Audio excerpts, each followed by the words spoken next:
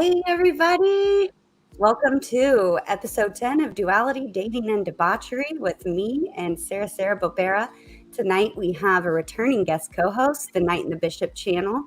Knight and Bishop channel, you want to tell everybody a little bit about yourself real quick?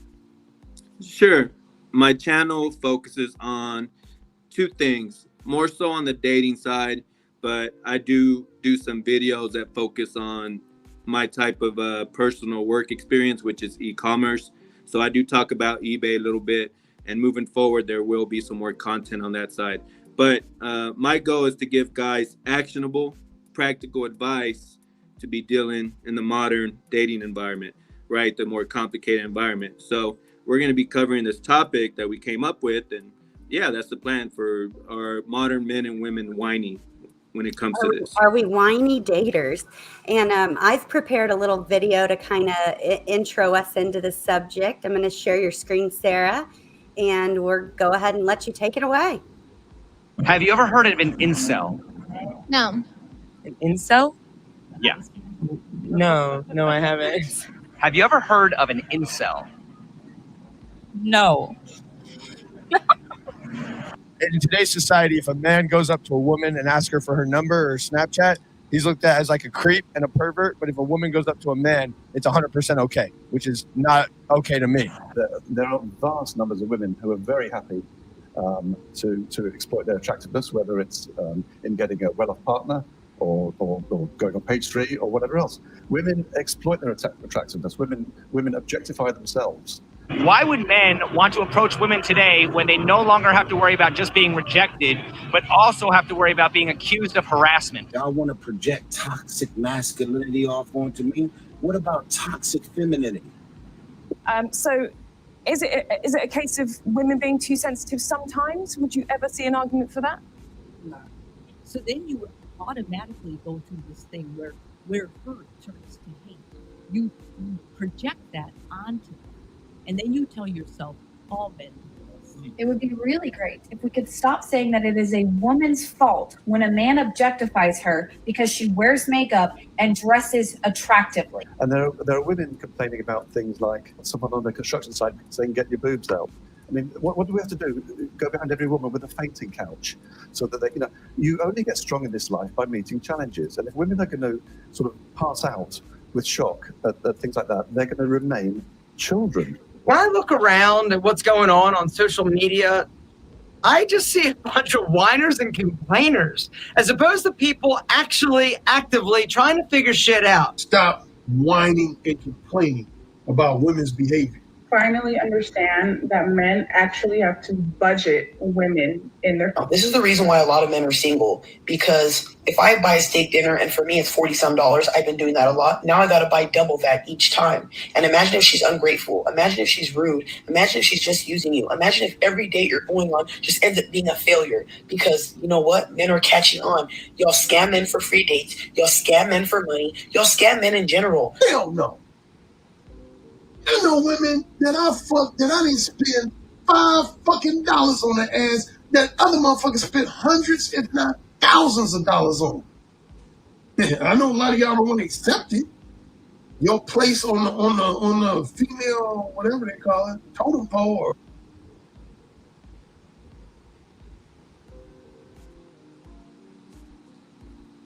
Okay, I just thought that compilation of video clips there kind of summed up, maybe not entirely, but quite a bit what we're trying to talk about tonight, which is modern dating, differences between men and women, and the way that each sex views each other.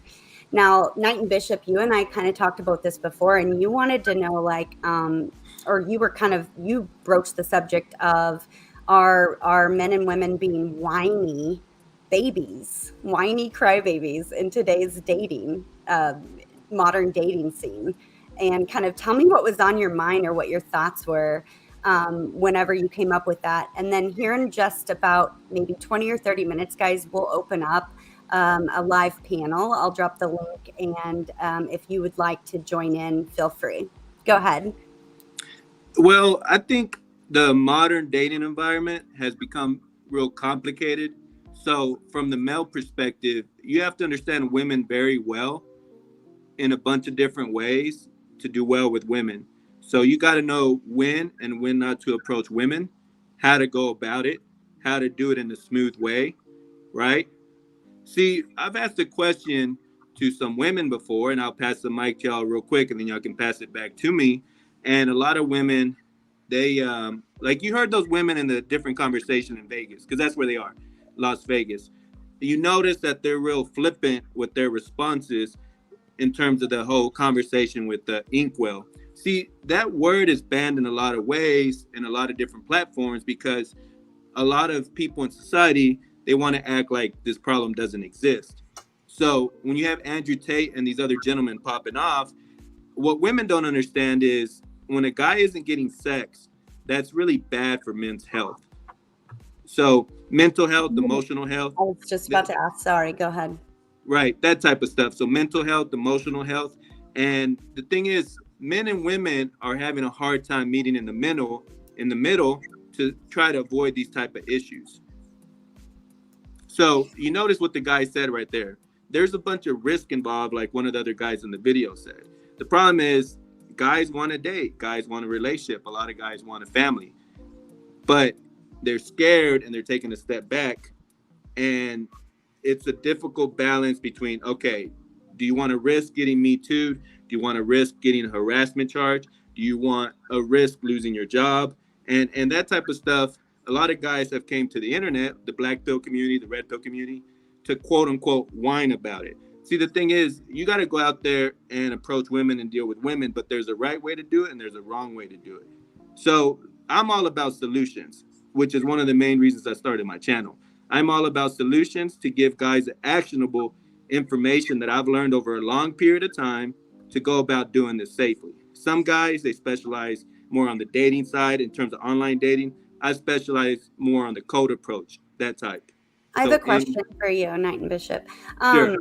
In your dating life, like, do you mind, how old are you? Do you mind sharing?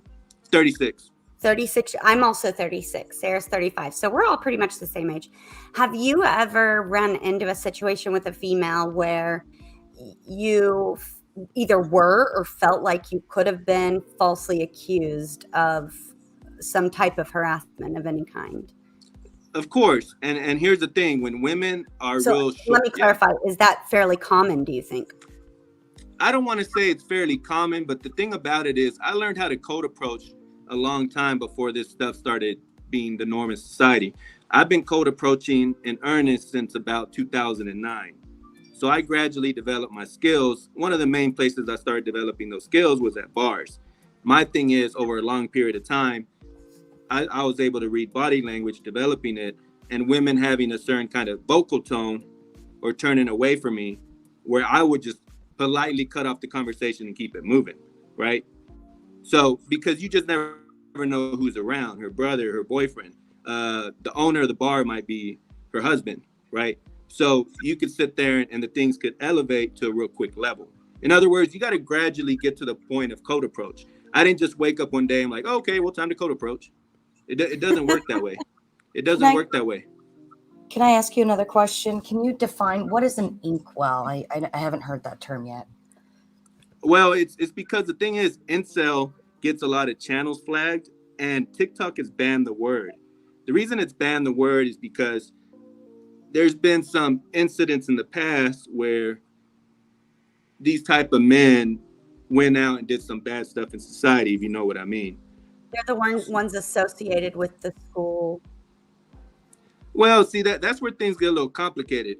You know? I know. I'm actually friends with a lot of different people from the community, but that is one of the things. Do you know what I'm getting at? Right, yeah. See, a lot of psychologists and different people have a bunch of theories as to why those guys do this type of stuff. There are some of these guys that have issues with women, dating women, meeting women, that are more prone to do that type of stuff. Because, like we were talking about, dealing with women is not easy. In modern history, it's never been more complicated than to deal in this dating environment. And that applies to women as well. See, women got to meet guys in the middle for us to get anywhere, because marriage rates are at all-time historic lows. And that's where the manosphere comes into play. This type of statistic, this type of knowledge gets us to a point of understanding, okay, how do we move forward and get that going in the right direction. So one thing that I was researching before I did this episode was a lot of people out there are making claims, and then I guess statistically showing that the more women are being encouraged versus men to pursue a higher education, thus making more money annually. And when they go to pursue a potential husband or partner, they want that partner to make more than them still. And so there's like a huge divide as far as how does that work out? You know what I mean? Have you heard that about the modern educated woman being? Yeah, no, that's correct. Women are dominated men on college campuses. The ratios are way tilted. The thing about it is, see, this goes back to meeting men in the middle ground. What you just described is hypergamy 101. So yes, a woman wants a guy that has, in general, more status, more money, a better career than herself. But here's the problem with that logic. Men have wants as well. So women wanting that is okay, and that's fine, but men have wants as well. So when women think about those type of things, they got to put themselves in a guy's shoes and be like, okay, what does a guy want? This is the Knight and Bishop channel, and he's pretty fucking cool. Knight, do you think that because a female goes to college, pursues higher education, and, you know, obtains, you know, like secures a career where there's a high paying salary, do you think that maybe that kind of grants her that ability to raise the bar per se, thus leading to the expectation of, I want my husband to make more than me or do better than me? Like, because not having a higher education, not having a career that's set in that pace, obviously I can't expect a man to have that either, right? Because if I don't have it, then why would I hold you to that expectation? But if I'm going the extra mile to do, I'm just purely asking for opinion here. If I'm going for the extra mile to obtain these things, then obviously I would want somebody else who is like to be to that same bar or higher. Right. But we want to surround ourselves by people typically who can influence us to do better, or be inspirational as well, or be supportive or understanding to that level, or maybe even intellectually can have a conversation with. So do you think that maybe that's the piece of that's connecting those two dots? Actually, I want to kind of answer that, Sarah. Well, not quite answer it, but so there's a huge deficit between the recent increase in the, you know, like we said, women and females being able to, or more apt to, or more willing to, or whatever it is, you know, outnumbering men on college campuses right now. Thus, you know, sort of the modern feminism movement and out earning a lot of men, not in every way and not yet, but here's something that kind of goes hand in hand with that, is that they're finding that a lot of these women are finding more masculinity, having more masculine traits, so to speak, because they're kind of fighting and clawing their way into this world, thus putting off men, turning off men. Right. So in the whole sense of them going and getting all of these accolades, degrees, high earning careers, they have the fighting mentality, right. and they're just sorry, it's distracting me, Bella. Go ahead. I think you know where I was going with that. Well, let me respond to that. See, here's the thing. It's the problem that women don't really understand is, and men don't think the same way, which is, I think, something that women don't really get. Women are all chasing the same small percent of men. So if you were to ask women what kind of guy they want, in general, it would be like pretty clear across the board. Oh, what is it, like 6 foot tall, 6-pack, and 6 figures? I think I've been hearing something like that. Yeah, that's a famous acronym, well, numerical, right, in the manosphere. But see, that's the type of thing where I come into play. It's not all about height. It's not all about money. There's ways to beat that game. But you got to meet enough women. You got to hit on enough women. You got to flirt with enough women to find those women that have your particular traits. Okay, you might be 5'8", 5'9", but there's ways to beat that. Is the transition here to where females are now becoming superficial, like surface level towards men? Like, you know, ooh, thanks, Natty. I think, you know, it used to be like, oh, guys only want a pretty girl or like long-legged girl or supermodel or things like that. And do you think maybe the roles have reversed now, like where we just want some like good-looking guy with that checks the boxes and avoids, you know, like we disregard the personality? This is an important question. So to the people that see this stream in the future, all right, here's the thing. Women are more discriminatory in judging men's looks, but men value looks higher on the totem pole in choosing a mate. And the reason that's true, and I'm not trying to be a jerk, this is just the reality. The reality is... That sounds contradictory. Well, let me explain this part. See, the thing is, women, we know as men that women aren't going to financially provide for us on a long-term basis. In theory, it sounds good. Oh, she makes a bunch of money. But the reality is, it goes back to the hypergamy concept where women aren't satisfied with the guy that's quote unquote beneath them in education, financial status. But women, because women are so vicious in judging men's looks, we get to the black pill. So in general, women think only 10, 15, 20% of men are very attractive. Men don't see women in that way. We see women in a standard bell curve. Okay. So you got the women that are really, really attractive. You got the women that are cute, pretty. Then you got the women that are very unattractive. Women, it's more black and white. So, and that the thing about that, there's ways to beat this. I can't agree with that one. I don't think Okay. I would, you know, because there's been men, I'll say, like, okay, yeah, you're like Channing Tatum, you're a hottie, you know, okay. But then there's like a different spectrum for me as well, where I'm like, oh, he's doable, or oh, I'd take him home to mama kind of concept, like, or like you could find a man that is not necessarily like a Channing Tatum, but he's handsome enough and his personality caps him out. Like you could go in a like, and this all comes down to whether you're getting to know somebody or is it like a 30-second, I'm just looking at him, whether I'm gawking or not. But I think women can have that spectrum too.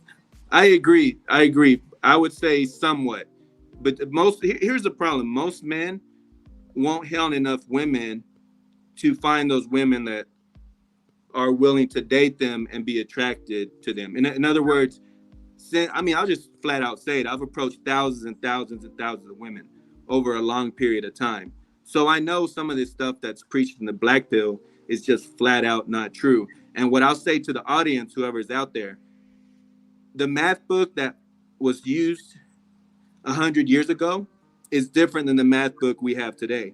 The reason that's true is because there's flaws in the different theories and the different stuff, and over time we've corrected it. So if there's guys out there that think 100% of the stuff that's said in the manosphere is true, I mean, you're just living on Mars and some other planet. Only about 80% of it's true. And what Sara just said is factual.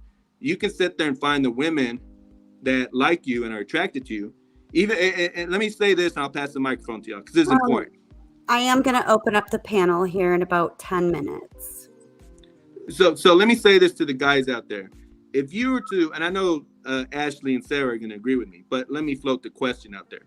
If you were to put 5 women in a room with 100 men, and they would have to choose their 20 most attractive men, and they're not going to do it together. This is not a group project. They're going to go off in their own little corner and they're going to check out the men, talk to them, whatever. And they had to choose the 20 most sexually attractive, looks-wise men. Would they all choose the same exact 20 men? I think you'd have some overlap, but I don't think, right. I think, you know, maybe what if I'm more inclined to Asian men? What if Ashley's more inclined to Latin men? What if, you know, what if we like black men preferably? I think it all comes down to personal taste and preference at the end of the day. And also it comes down to how, like, were you one of the first ones I talked to when I'm energized and ready to go? Or were you number 99 where by the end of it, I'm like, like I've talked to so many of you and I just don't have the mental capacity. So I kind of think your test is flawed because the variations are too many.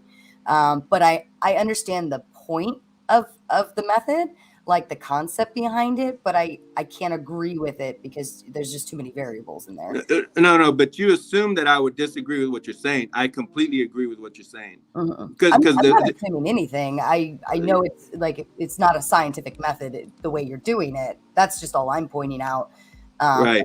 But I understand the concept that you're putting forth. See, the thing is, these guys in the black pill, you know what they would tell you? The ones that are extreme black pills, they would say that, yeah, all 5 women are going to choose the same exact 20 men. No, they might, I would say 15 to 16 men, more or less. They would choose 15 or 16, the same 15 or 16. And then the other 3, 4, 5 men, there would be some variation. In other words, your goal as a man never changes. To find the women that see you as one of those top 20. Whatever it takes. If you have to hit on a bunch of women, if you have to meet more women through social circle, the concept never changes. If you hit on enough women, you'll find those women that see you as part of that. Yeah. I mean, guys, there's been a lot of interest in the chat for people to come in and join this conversation. I have posted the StreamYard link, so just feel free to hop on. I'll add you in as I can. What's going on, Natalie? How are you? Natalia. It's my name. Natalia, ¿cómo estás? ¿Estás bien? Good. Yes, I'm doing great. Thanks. I guess my thought process to that Night is that you're generalizing thought, you're generalizing personal preference, and you're talking about that halo effect that some people talk about as well, that I've heard. But there's just too much generalization to that. I mean, you put 5 completely different women in there, you're going to get 5 completely different results with some overlap. But this all just comes down to, that personal preference, that experiences in life. You might find somebody you found a lot of commonalities with, and they could be the ugliest guy in the room, but you really liked that about them, that you had some similar experiences or things of that nature. So I think that overgeneralization, I don't think you could really say that as an example, even though you're using it like kind of as an argument to the black pill community. I don't think it really works in that aspect. Well, this goes back to the concept of the central theme of the stream. See, when we're talking about quote unquote whiny babies, whiny crybabies, you guys out there listening to 3 beautiful women telling you that stuff is not true, that there's variation, there's nuance. So you got to go out there and fill those holes and go find those women that see you as part of the most attractive men out there, whether you're Asian, Hispanic. Explain what the halo effect is. Would you mind explaining what the halo effect is? Sarah, would you mind? I thought it had to do kind of like light circling around a lamp, like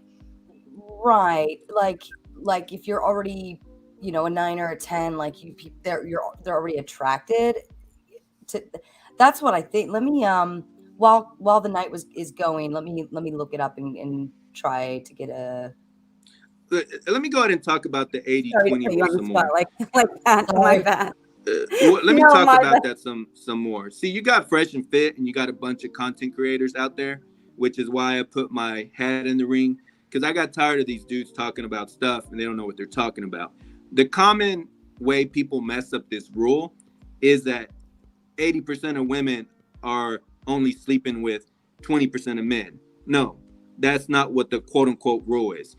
80% of women might find roundabouts 15-20% of men very attractive, okay? But that doesn't mean that's the only percentage of men that are getting sex.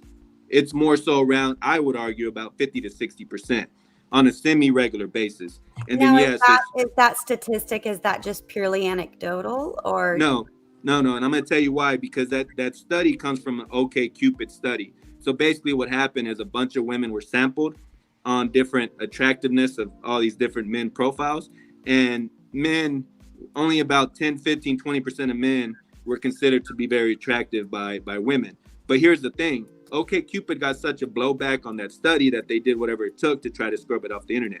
They weren't successful because it started circulating around, and if you do a little bit of research, you can find it pretty easily.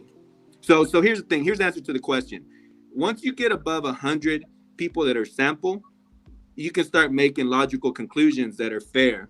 If I were to sit there and sample 100 people and I were to walk to a PhD in statistics, he wouldn't sit there and say, well, that's a bunch of garbage, because he knows it's standard procedure that once you go above 100, you can make conclusions from it. And it wasn't 100 people; it was thousands of women. So when you sit there and you survey thousands and thousands of women, you can get a pretty clear picture on how women view men when Really it quick, comes to I this. wanted to just give a shout out to my niece tonight, helping me, my assistant again. This is Miss Bella. Bella, the She beautiful has a Bella. question. She has a question. She's 17. This is our youth right here. She said, "What do you feel makes men whiny babies, and what do you feel makes women whiny babies? Why the title? Why the what? I'm sorry. Can you repeat the question?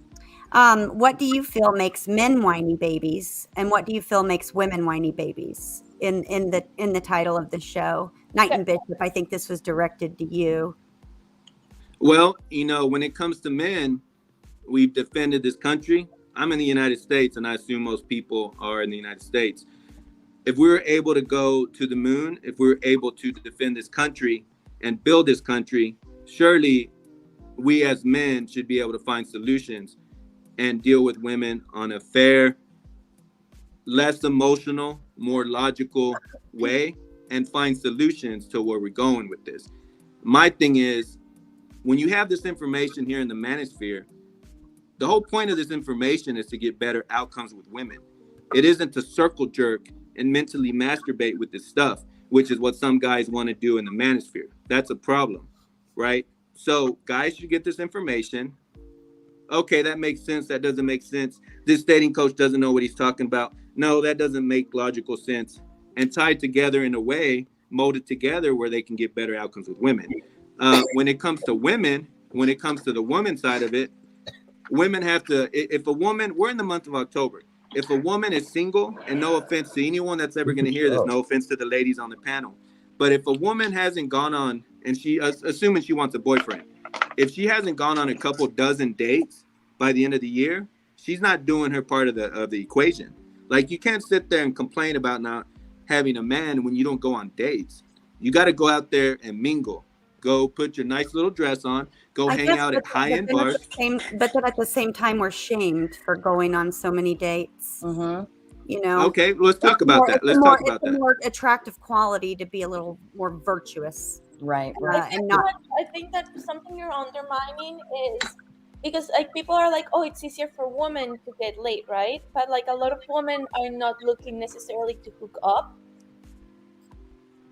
I think that a lot of women are looking. No, I agree with that. No, I agree with that. Partner are looking for a partner, and in a lot of ways, and I understand, like, but a lot of ways, men are lacking that, and it's not even hypergamy, like, because a lot of women want partners, but a lot of men are under the idea that, oh, I have to be the leaders, and I think that like.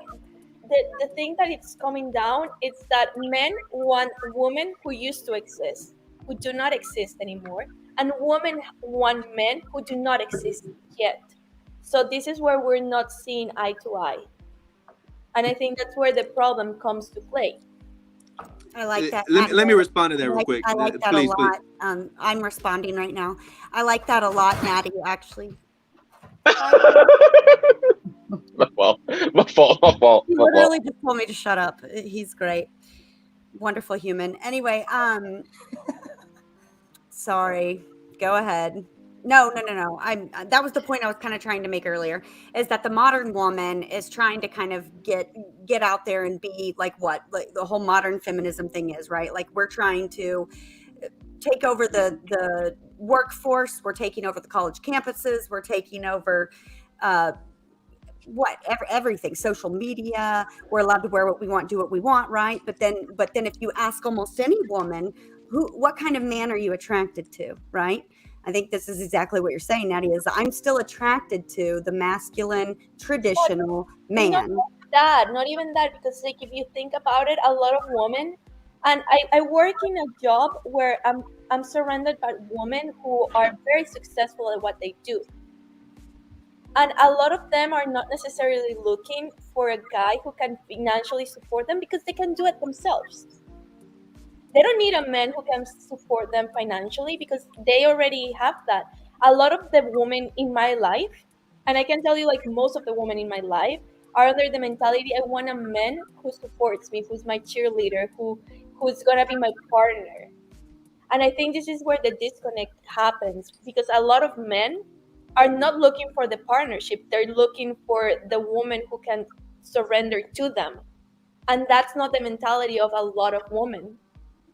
Here's the problem with what you're saying. Here's the thing.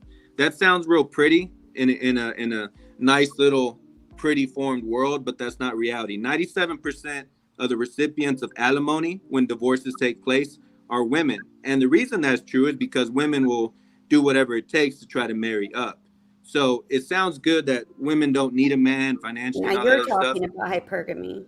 Right, right. No, but is that the reality when most women are like, that's the reality of, like, let's say 10 years ago, but that's not the reality of today. So like maybe yes, you have like a lot of like 7%. I have to check that statistic because I'm not too familiar in regards to the statistic in regards to divorce. But a lot of women today, women are making more of more of the population of college campuses, right? A lot of women are out earning men. It is expected that in the upcoming years, women are going to out earn men. Men are lagging behind in a lot of aspects. But here's the thing. That's why a lot of guys are quote unquote being whiny or giving up on the dating market.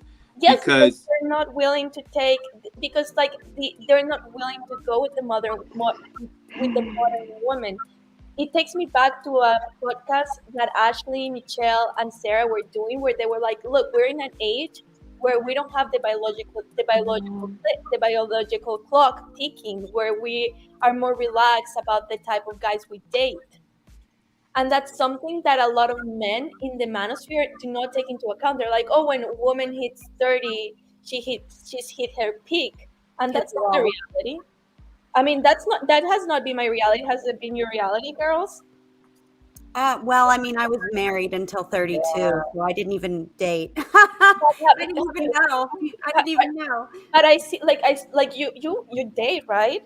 Both of you date. Both of you. I date now, but I don't have a ticking clock. Like, and even when, I had my first when I was 22, and I actually never wanted kids. So like I had one, and then, got married shortly after that, had another, and then it's like, okay, I'm done. And now that I'm divorced, it's like I've done everything on the list already. I don't want to, like, I have no ambition for long-term relationship, for marriage, I don't need babies. Like, I've done it all. So at this point, like, my dating life is strictly like more for sex or companionship, at a not a maximized degree. I want like minimal companionship. I don't want to do holidays with you. I don't want to do family stuff with you.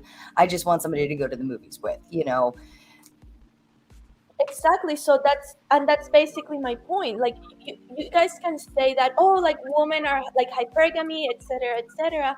But the reality that I've seen, like I have to like definitely check the statistics of it. But the reality where I see is that most women are not even looking at hypergamy. They're looking for like someone who's their equal, or someone who can also bring something. I'm sorry, I got to interrupt, but here's the problem with what you're saying. What do men want?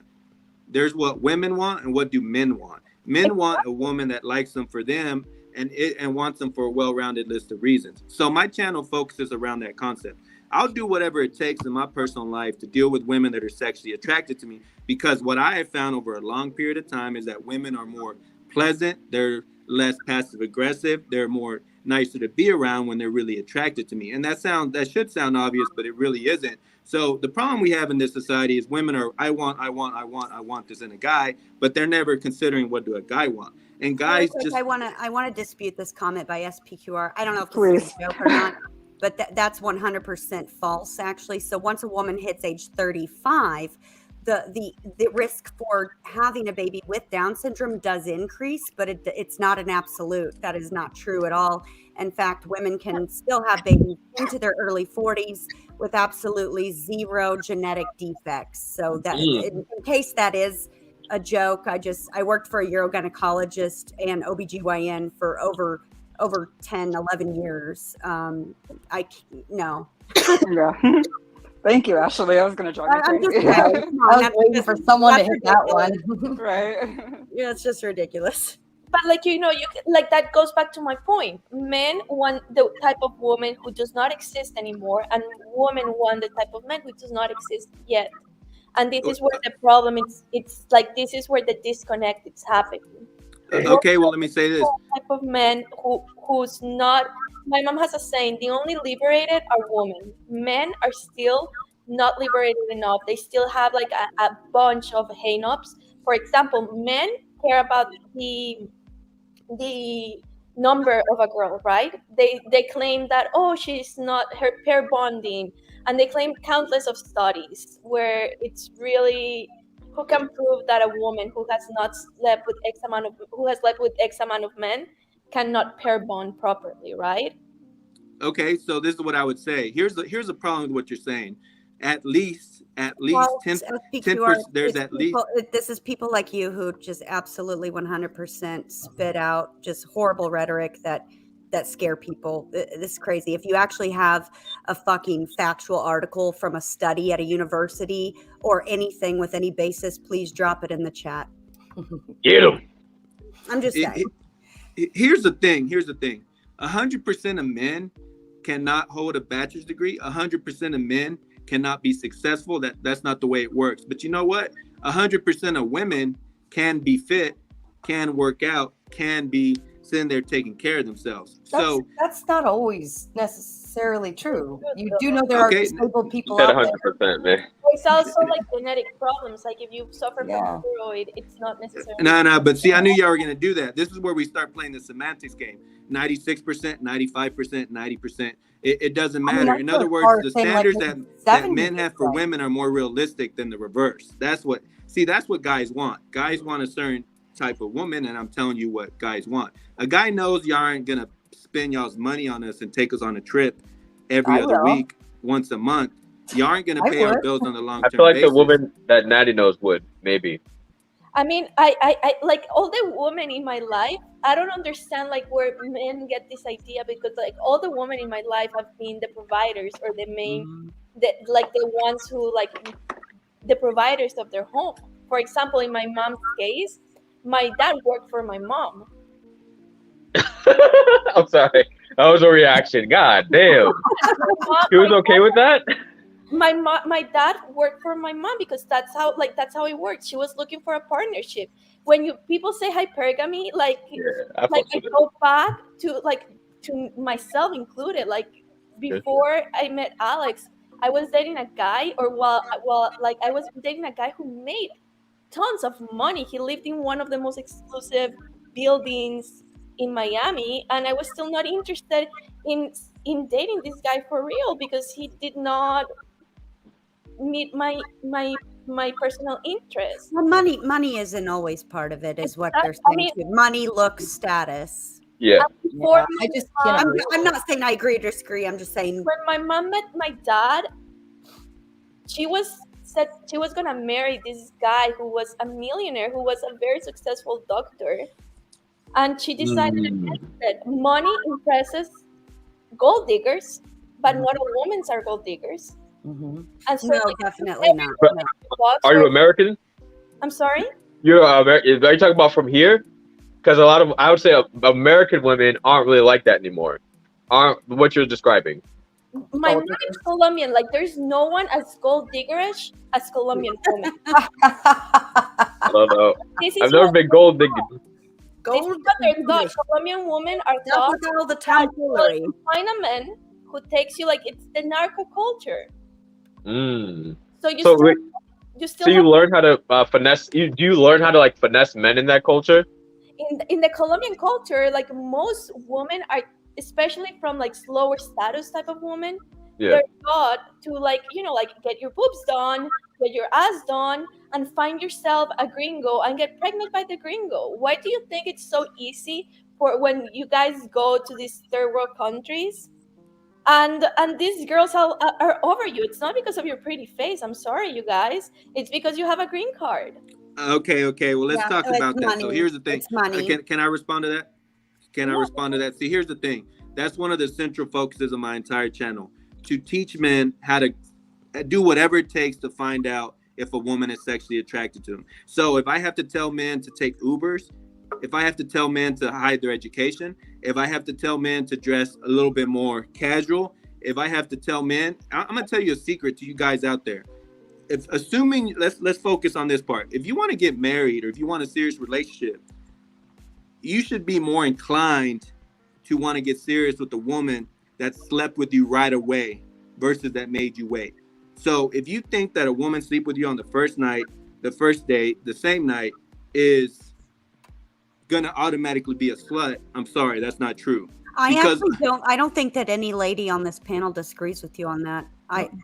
No, I know y'all don't. But the men don't think that. No, but the men think the exact opposite. A lot of men think, oh, well, if a girl sleeps with me right away, that means she's a slut. No, women are viciously picking who they deal with.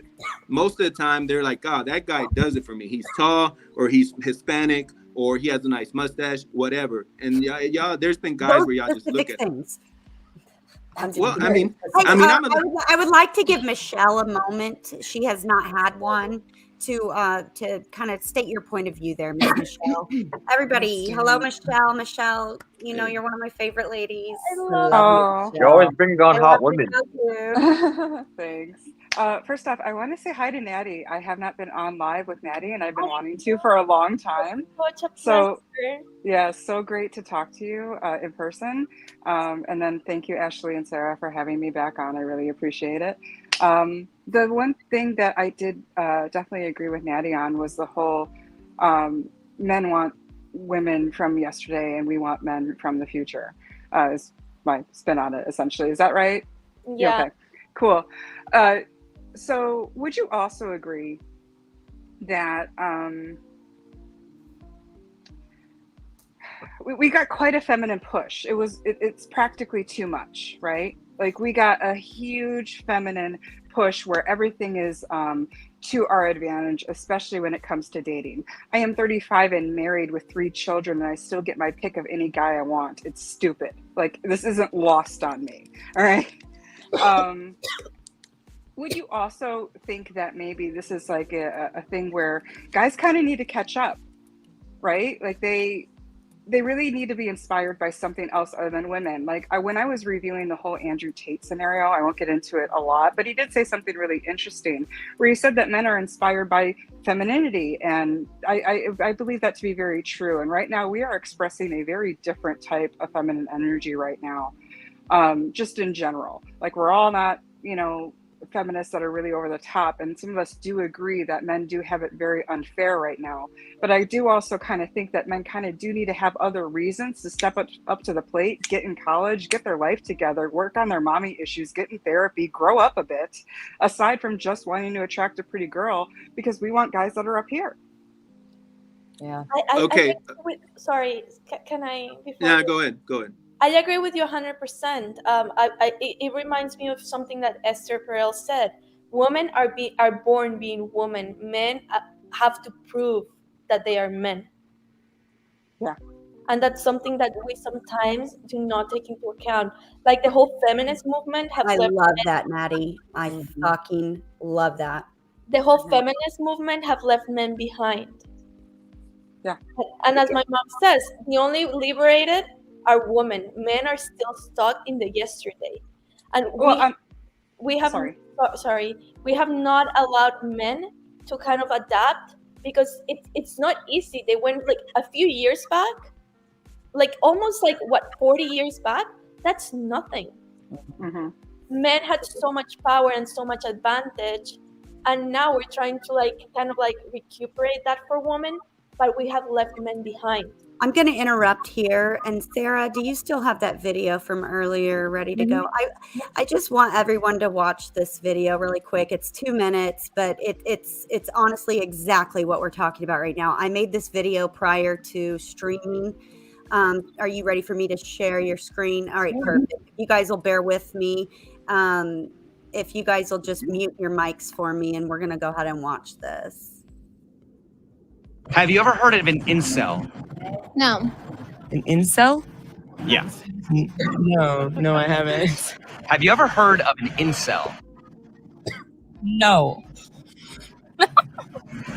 In today's society, if a man goes up to a woman and asks her for her number or Snapchat, he's looked at as like a creep and a pervert. But if a woman goes up to a man, it's 100% okay, which is not okay to me. There are vast numbers of women who are very happy to exploit their attractiveness, whether it's in getting a well-off partner or going on page 3 or whatever else. Women exploit their attractiveness. Women objectify themselves. Why would men want to approach women today when they no longer have to worry about just being rejected, but also have to worry about being accused of harassment? Y'all want to project toxic masculinity off onto me? What about toxic femininity? So is it a case of women being too sensitive sometimes? Would you ever see an argument for that? So then you automatically go through this thing where hurt turns to hate. You project that onto them, and then you tell yourself, all men do this. It would be really great if we could stop saying that it is a woman's fault when a man objectifies her because she wears makeup and dresses attractively. And there are women complaining about things like someone on the construction site saying, get your boobs out. I mean, what do we have to do? Go behind every woman with a fainting couch so that they, you only get strong in this life by meeting challenges. And if women are going to sort of pass out with shock at things like that, they're going to remain children. When I look around at what's going on social media, I just see a bunch of whiners and complainers, as opposed to people actually actively trying to figure shit out. Stop whining and complaining about women's behavior. Finally understand that men actually have to budget women in their... This is the reason why a lot of men are single, because if I buy a steak dinner and for me it's $40-some, I've been doing that a lot. Now I got to buy double that each time. And imagine if she's ungrateful. Imagine if she's rude. Imagine if she's just using you. Imagine if every date you're going on just ends up being a failure, because you know what? Men are catching on. Y'all scam men for free dates. Y'all scam men for money. Y'all scam men in general. Hell no. I know women that I fucked that I didn't spend $5 on their ass that other motherfuckers spent hundreds, if not thousands of dollars on. And I know a lot of y'all don't want to accept it. Your place on the female, whatever they call it, totem pole. Or... Can I ask a Ark question? is my guy. May I ask a question? Yes. Okay, so the title of it all is like, are we whining? I think the answer to that is like a resounding yes on both sides. I think we're quite frustrated with each other.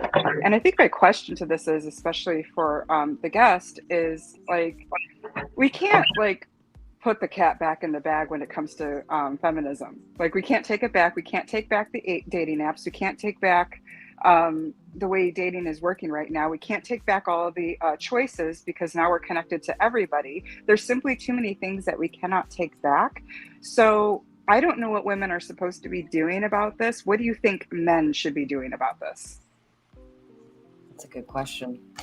Okay, well, what's going on is there's been some movements to try to pass some legislation to make the divorce courts more equal, more equitable. See, there's a difference between equality, equity, versus a person or a group of people or a gender or a race clearly having power over the other one. See, I'll say this is the way it works. When it comes to structures and powers, okay. When it comes to politics, when it comes to CEOs, when it comes to anything like that, men dominate that type of stuff. When it comes to more ground level, the more average person, women in social interactions, they have power over men. And that's kind of the problem I see of what's going on. See, we got to have a fair-based conversation. If you got any men in the comment section or out there that ever hear this stream and they don't want to concede the point that men have a lot of power in politics and business, anything related to that, they're not to be taken seriously. If women can't concede the point that they have the power when it comes to more on the regular, everyday, ground level type situations, We're especially the in dating. manipulators in the background, 100%. It's true. There are a reason why cliches are cliches. They say behind every strong man is an even stronger woman, right? It's a saying, I know, but I mean, what I'm of the opinion, and I mean this in the most respectful way, that pussy rules the world. Honestly, I don't believe that we are less than men, and I honestly don't believe. I don't want to trade in the power that I have for the power you guys have. I'm cool with it. I'm cool with my power. I'm golden. Does that make sense? Yeah.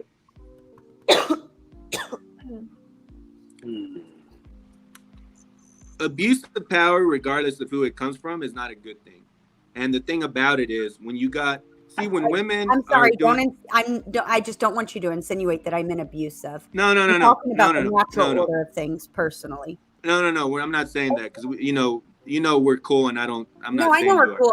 I just meant like I don't want the words taken that way. I don't mean Right. abusive. I just mean Right. we all No. have our expertise, and we all have our areas of power and our areas of where we excel. And I'm just saying that I like being a woman. Personally, that's me personally. I enjoy that. I like it. Right. Now, what I would say is, when there's women out there doing false Me Too charges and that type of stuff, what they need to think about is how would they like it if another woman did it to their son or their father or their uncle, right? And that's the type of stuff, because some of these women, let's just be real, some of these women, they're like, well, I slept with that dude on the casting couch and I never became a star.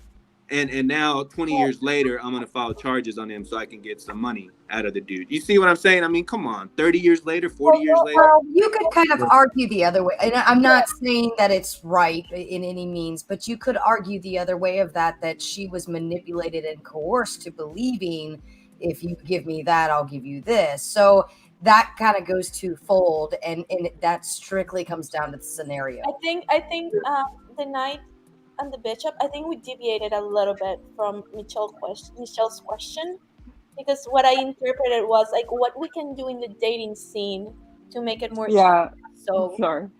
Yeah, the first thing that he brought up was like, oh, we're trying to improve things in divorce. And I'm like, well, that's like way too late for dating. Way too late with the relationship. Okay, the answer to the question is be more respectful when guys approach you. Just because you're not interested in a guy, you don't have to do what's called nuclear rejection, which is go out of your way to be a jerk. Because one time there's a girl, you know what she did? Let me tell you what she did. She had no prior history with this guy. She knew she didn't know anything about the guys. She didn't have any reason to do what she did.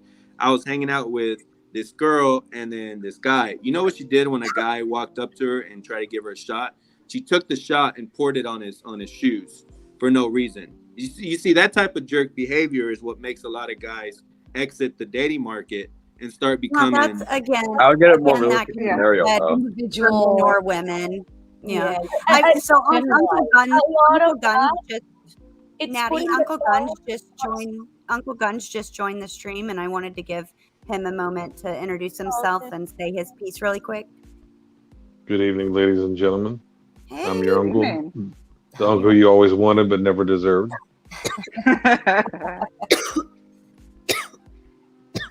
No, carry on. I'm enjoying listening. I was waiting for more. Putting the burden on the other person, it's taking away your power and giving your power away. I think that, Michelle, just to answer your question, I would do it from a place of self. What can I do in the things that I can control? I cannot control how others treat me. I cannot control like what the others want. What I can control, it's me and only me, right? So if I want, for example, if as a woman, because we do have that, like women also have limitations within the dating market, right? And of course, like I can never understand the struggles of a man because like I'm not a man, I'm a woman, and I could never relate. Maybe I can try to empathize, but I could never relate with the struggles of men. But something that anyone can do in order to make the dating scene more even, it's to go from a place of self. What is it that I'm doing, or what is it that I'm lacking, where I'm allowing this to take me out of the quote unquote take me out of the game, right? If someone is kind of mean to me or it's hurtful to me, why am I allowing a stranger to have so much power over me, right? Right. Because at the end of the day, like the power cannot be on someone else. It has to be on you. It has to be on what you can control.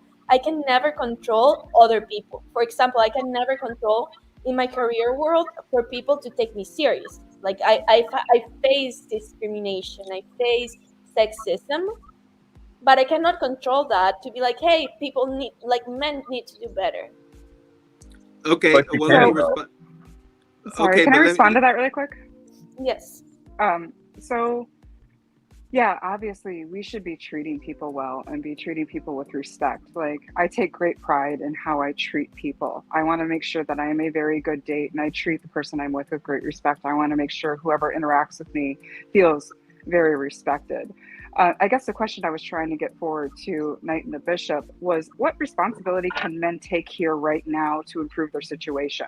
Not in the divorce courts, not later on. What responsibility can men take right now to improve their dating situation?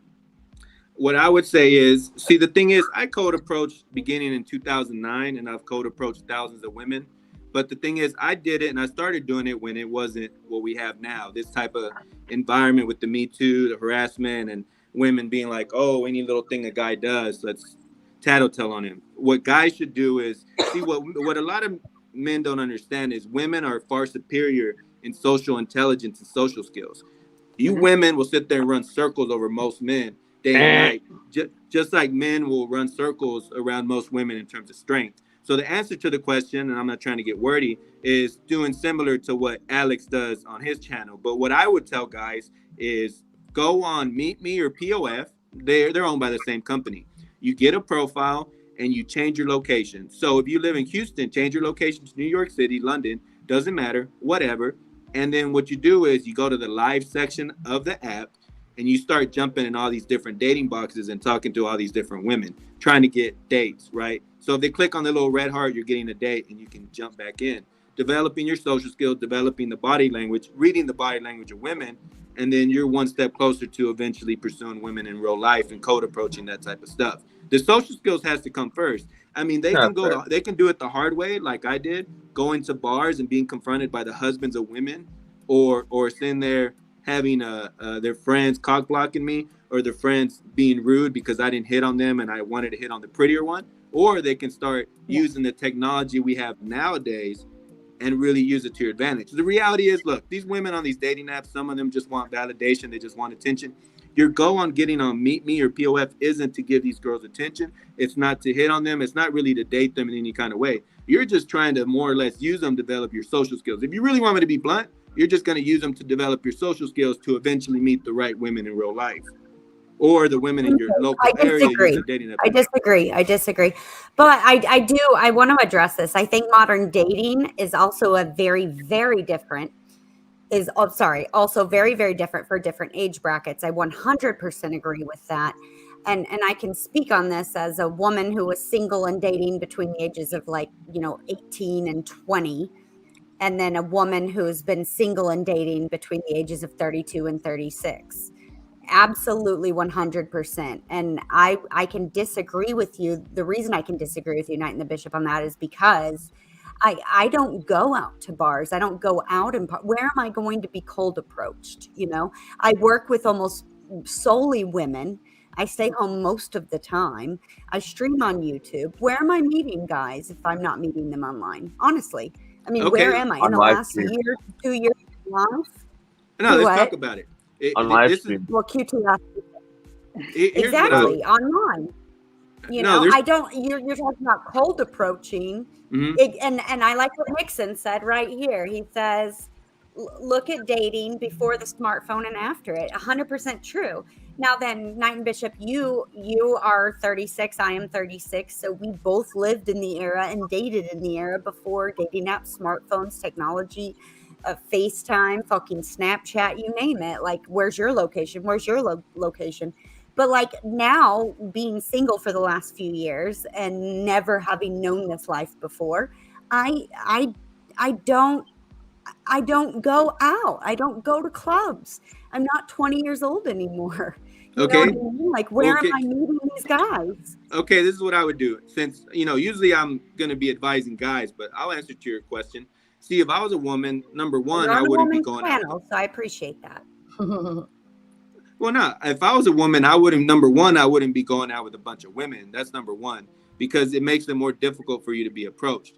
A lot of guys, that's some more advanced So stuff if for you a were guy. a woman, you would go out by yourself.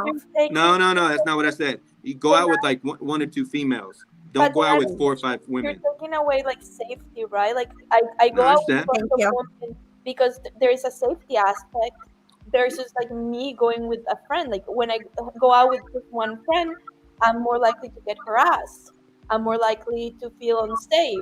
I mean, like the bad things that have happened to me while I go out, it has been when I go out with just one girl. Versus when I go with a group of girls I can 100% agree with that. who can take care of, like we can take care of each other. Here's the thing. Women go out with a group of girls because there is a safety component that you're not taking into account. But let me respond to that. See, you assume I was gonna say at night in like a bar area. What I would do if I was a woman, if I wanted to go look for a guy, I would go with like one female to a more high-end restaurant, sitting at the bar area, getting some nice lunch, dinner, whatever. And guys, some nice gentlemen are gonna approach you in that type of location. So if a woman's gonna tell me she feels unsafe in the daytime at Risco's or Prisco's or some kind of steakhouse, I mean, at some point, I mean, come on. Prisco's a good take. All you gotta do is sit there and look pretty. Go to one of those I high-end like restaurants what in the Prince daytime. says here. I really do like this. I Actually, love that guy. I love Prince. So I know he and I had a little fun on our dating, but you have to send them the signals. That's true too. And actually, Knight and Bishop has talked about that before. How he's noticed if a girl in a group of females, like if a female sends the signals, and that's true. I mean, that's 100% true. Like I'll send the signals, definitely.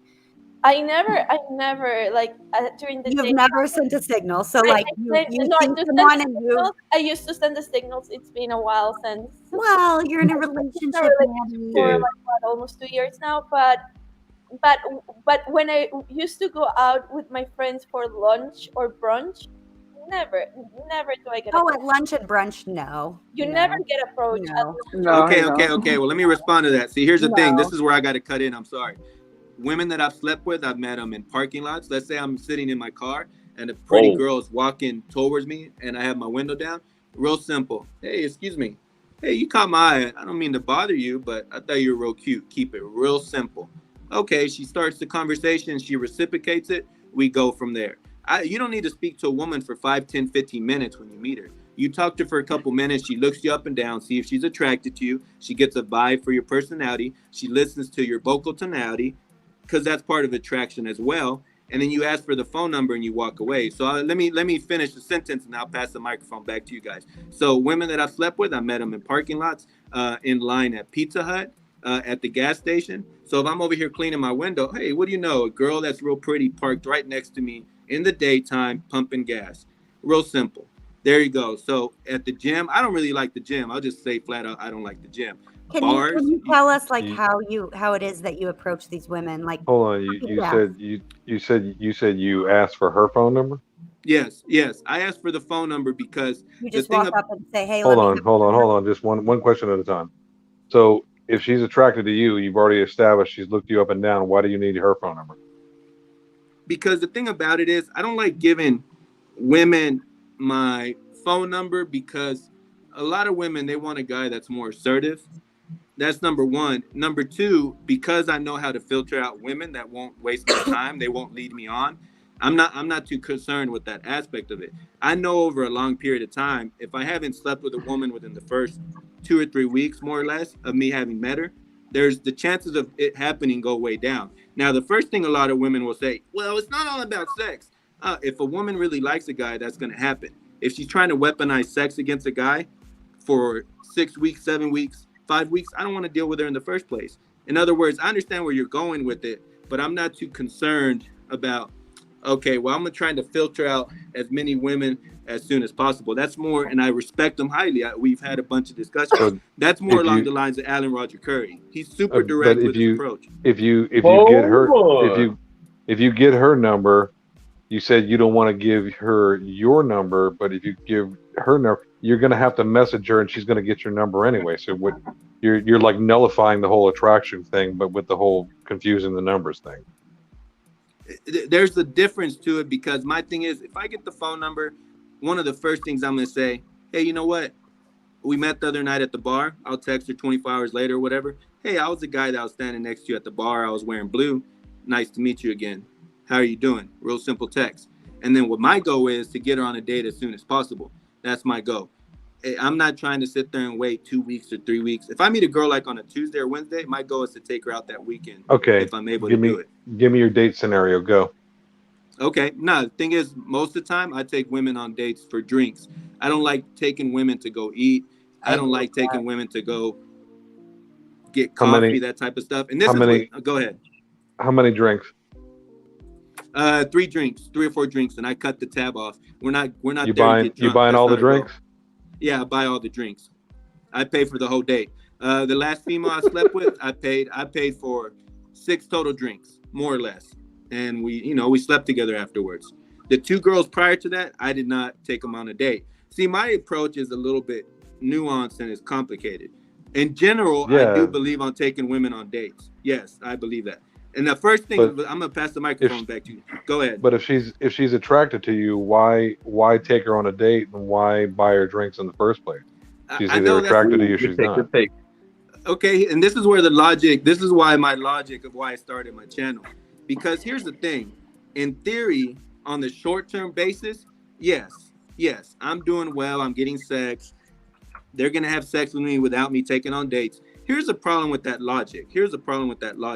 In the future, if I want to get married, or if someone wants to get in something that's real serious, and now you got a bunch of chips on the table, if you're just going to wake up one day from, okay, I did whatever it took to take women on the least number of dates possible, to spend the least amount of money possible, to get sex in the easiest way possible, you're not going to have the experience But if she's led on. And but if she's attracted to, you're missing my point, brother man. If she's attracted to you, why do you need to spend any money on her at all? Why do you? If she's genuinely attracted to you, you could give her a bologna sandwich in the back of the alley, and she'd I think it's all more about you. entertainment for. It's all about you. Okay, well, let's talk about it. You're putting all the emphasis. You're putting all the emphasis on the woman. May I interject on that one, please? I think it's more of entertainment, not necessarily they don't have to go to drinks. They could go for a walk in the park, and it would be the same concept. I don't think that's just his specific choice of entertainment. But that doesn't mean that that's the end all be all of that first date and where it can lead to. Not every guy drinks, not every girl drinks. Not only that, not everybody likes bars. Some people may prefer to just go to the park and go for a walk, or hey, there's this new art gallery I really wanted to go check out. You want to go with me? So I think that's just a form of entertainment for the evening. It's the atmosphere and stuff that they enjoy. But I don't think he necessarily has to provide drinks to get further. Right. In that. That's where my initial question came from. I said, set up your date scenario. Go. Yeah. Okay. I think that's just his preference of entertainment. That's all. No, here's the thing. My goal isn't necessarily to get laid on every date that I go on. I like dealing with women. I like spending time with women. What matters to me is the experience I've gained on all these different situations that I've been in. There's been times where I'm on a date and look, damn, what the hell is going on? I can't believe this girl I took on a date 3 weeks ago is over here approaching me while I'm on this date. One time, that's a long story, but the short end of it is when you get on a bunch of dates, when you deal with a bunch of different situations, in the future, you're going to have that experience in your back pocket in order to have better outcomes with women in the future. That's the whole point. The experience matters. I'm not going to go try to cross over Michael Jordan on day one. No, I'm going to go to the D1 level. I'm going to go through the varsity of the basketball and elite high school. I'm going to sit there and go through all these training camps. And then after 5, 3, 6, 7 years, 10 years of high level experience, then I'm going to go up against them. And that's the type of stuff. That's the way I see it. The other thing, let me say another thing, because what he's saying is really important. I know where he's going with it, and I'm going to pass the microphone. So the last girl I slept with, yes, I took her on a date, like I was saying. The girl prior to that, I met her at a club. I didn't buy her any drinks. She was with her friends. I asked for her phone number. Later on in the night, I told her, hey, let's hang out. Come over. But and the reason I was able to do that is because I did it in a way where I didn't make her feel cheap. I didn't make her feel like, oh, he's just gonna treat me like a slut. No, you know what I told her? The game part of it is I told her, hey, you know what? Come spend the night with me, and then the next day we'll get something to eat. You see how I added that formality to it, the respect factor towards women? I didn't just tell her, hey, come over and let's fuck. No, I told her, hey, you know Why what? not? Come over and we'll get some lunch tomorrow after you spend the night with me. What's wrong with come over and fuck? I don't get that.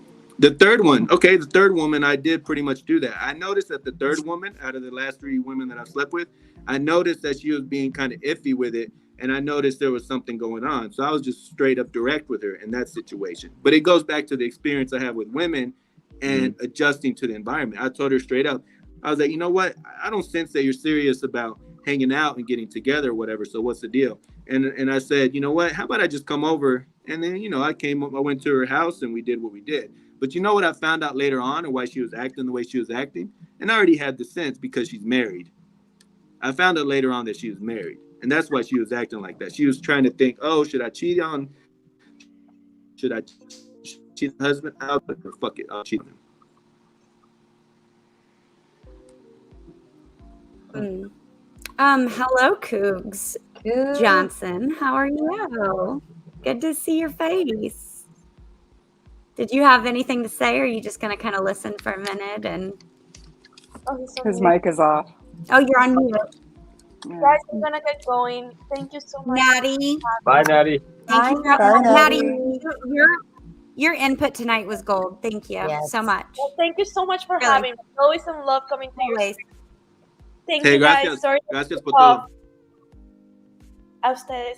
Sorry about the cough. I'm struggling with a little cold here. Natty was actually going to join us tonight, and she's just not feeling very good. So you still made it. Make Alex take you on a nice date. Make him take him to Risco's or Prisco's or some shit, whatever they're called.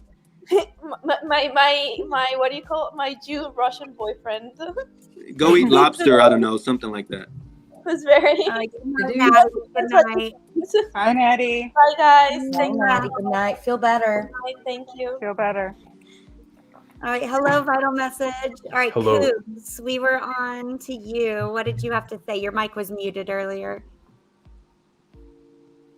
Oh man, we lost him. Uh-oh. Device probably disconnected. Connectivity issues, it must be. Hopefully he'll join again. Probably the device. Oh, here he is, right here. What up, Are you Cougs? there? Oh, we can't hear you. His device is muted, I think. Dang it. We can't hear you. Dang it. He's like, fuck.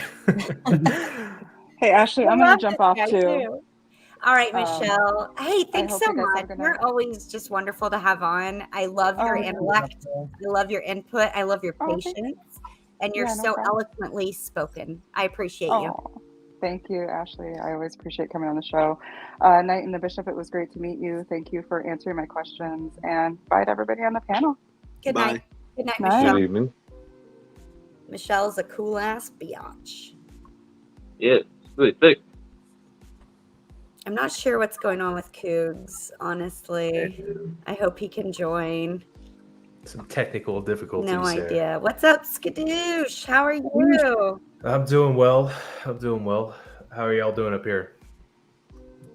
Doing well. Well, you're just fabulous, just absolutely fabulous, having a good old time. Yeah, Talking I don't. about dating and women. And Yeah, I'm kind of confused about Knight and Bishop, similar to how Guns is. Like, I don't get. So you say that you start at like the lower level, then work your way up. What do you mean by that? Do you start with like uglier chicks and then move up? Is that what you're saying? I didn't say that. I don't. I'm asking for you. I'm asking you a question. I'm not saying you said anything. I mean, I don't understand the phrase where I said that. I mean, I don't. I'm You not said following. that you said that you're not gonna. The quote was, "You don't want to cross over Michael Jordan your first time." Okay, no. What do you mean by that? No, what I'm saying is you need to have experience over a long period of time in order to eventually get the outcome of what you want. I understand what you're asking me. You're asking me, should a guy start off with quote No, unquote? I want to know what you mean by that first, so I don't mischaracterize you. So Right. Continue. Well, what I'm saying is, a guy's not going to wake up one day Most men can't just wake up one day, especially younger men, and go hit on a girl in front of her mom. I've done it several times, and I've slept with some of those women. Most guys can't approach a group of women by himself. Let's say 5 women at a table at a bar. Most guys, when they're younger and less experienced, they can't just approach 5 women by themselves with no help. And you know what? Let me add another variable to that. Not handing them your credit card like, hey, you guys want shots all night? No, I've never done it. Never, ever done it. Have I bought shots for like a girl that I went on a date with? Of course. What I'm saying is, because if you take women on dates, if you sit there and you go through the formality of spending a bunch of different time with a bunch of different women from a bunch of different cultures, from a bunch of different backgrounds, you'll use that experience in the future to get to the point where you'll feel more comfortable dealing with women. Kind of the sense of the speed date, but in a more in the sense of actual real life experience. See, I don't have a problem with the woman and I going out and I'm not sleeping with her. I don't have an issue with that. Because what I learned over a long period of time, I can sense with my instincts, this girl's not attracted to me. This girl is leading me on. I sit there and I bring all that information from the past. I pick my brain. Yeah, I remember that one girl that was leading me on for like fucking 3 weeks. And then I apply it to the current situation of what's going on. That's what I mean. Seems like you're wasting your own Seems time. like it seems like instead of screening up front, you're trying to bait them when a simple, like, just saying that you're not going to give the sugar is fine. I understand that a lot of people like the direct approach. See, Q2, he's familiar with Alan Roger Curry's Mode 1. My guy. I know I have a lot of respect for him. He's one of the most elite dating coaches in the world. But what I would say is Mode 1 is really advanced type stuff. If you're to strictly follow his Mode 1 approach, you have to make your intentions clear. Why does this have to be so complicated? Isn't it just like you tolerate what you tolerate and just be able to communicate with each other what you want? A lot of cases, like you're gonna piss her off if she wants to have sex and you want to have sex, and you say, oh, let's have drinks and do all this romantic bullshit when she just wants a dick in her. There's a middle ground. Red pill, man. Okay, I'm gonna tell you why, because there's a middle ground. And I like the middle ground. QT is familiar with Mode 1 and Mode 2 and all that. Mode 2 is like the traditional formality of going on dates, that type of stuff. Mode 1 is super direct approach. And then Mode 3 is manipulation. I don't need the whole jargon. I just want to know what your thoughts on that are. My thing is, sometimes it's not all about sex for me. It really isn't. Okay, if it's not about sex for you, that's your answer. That's all we need to know. Okay, no, we don't need the whole idea that I want to gain all this experience. Yeah, and like we just so your goals were just different. I think he was actually saying though earlier when we were talking Knight and Bishop, you were saying that you were kind of talking about guys that had marriage and a family as their end goal, weren't you? There's certain see my goal is to give guys the tools to deal with women in any kind of way they want to deal with. If you want to eventually get married in the future, it's easy for a guy that's 21. Nah, I don't want to get married. I don't want to have kids. No, if you follow certain tools and you develop certain skills, in the future, you can bring those tools out of the toolbox and apply them because of the experience that you developed. My thing is, that's what I've learned over a long period of time, going on dates with women, sometimes being direct. Okay, yeah, sometimes I was like, okay, yeah, let's do it. There's been women, I told this story the last time we streamed. There's been women that invited themselves over to my apartment, my house. I'm like, okay, yeah, come by. Now, there's been some times where that could have backfired. Yeah, that's true. So what I've done in the past and what I do now, hey, you know what? I'm not giving this girl my address. I'm going to meet her at the Starbucks. I'm going to meet her at the gas station. And then she's going to follow me to my house. That way she doesn't know my address. That way, you know, if something goes down, she's going to have a hard time going back to my house because she doesn't have the address in her phone and the text messages. That's fair. Well, I think a part of this though is you're talking about like long-term relationship success. Like, just a personal question: Are you married or are you? No, I'm not married. Not married. Okay.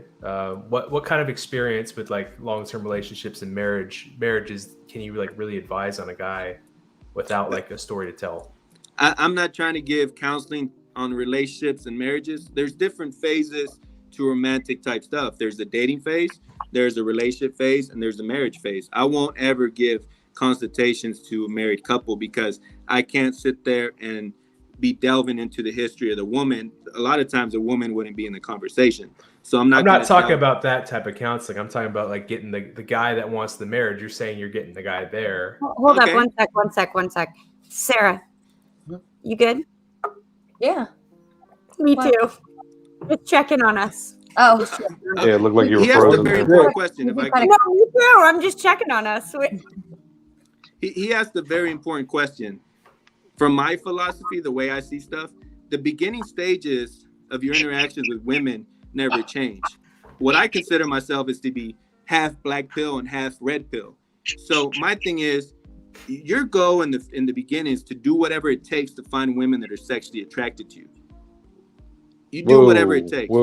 Whatever it takes. Whatever it takes. No. Whatever it takes. If you built your intuition over time, if you built your experience over time, you can sense right away if a woman's really attracted to you. Okay, but that's not the same as whatever it takes, man. I mean, I don't know. I mean, I don't see the problem with that phrase, but go on. I got 2 questions. First is just a simple yes or no question.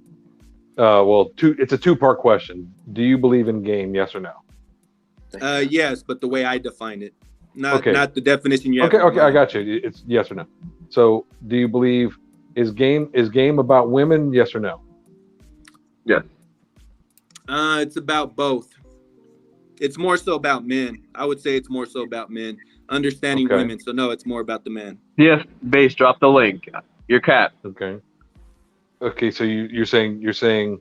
All right. Well, I won't get too much into it because we'll be here all night talking about goddamn game. Okay. So take me to. You said the 3-phase thing. Let's talk about the first 2 phases. I want to talk about phase number 2. Let's go. All right, let me go back. Let me go back to phase 1. You say phase 1 is the dating phase. Do you believe in having a rotation of multiple women or dating just one single woman? I do believe in having a multiple rotation because women have a bunch of options nowadays, and you got to keep your options open as well. And it's easier for women to have options. Okay, so that's the dating phase. In the dating phase, do these women know about each other? It depends how long you've been dating them. I don't believe in leading a woman on for a long period of time. I don't believe in sleeping with a woman for 5-6 months and she thinks, okay, this is going somewhere when you know it's not going anywhere. I don't believe in that. I don't believe in manipulating women for 7 months to squeeze out as much sex out of her as you can and then tell her, well, I don't really like you. Have a good one and ghost her. No, I don't believe in so that. Let's move on. Now the relationship phase. When you're in a relationship, do you pick one of these women out of the rotation, or do you let them decide amongst each other who's going to be the one?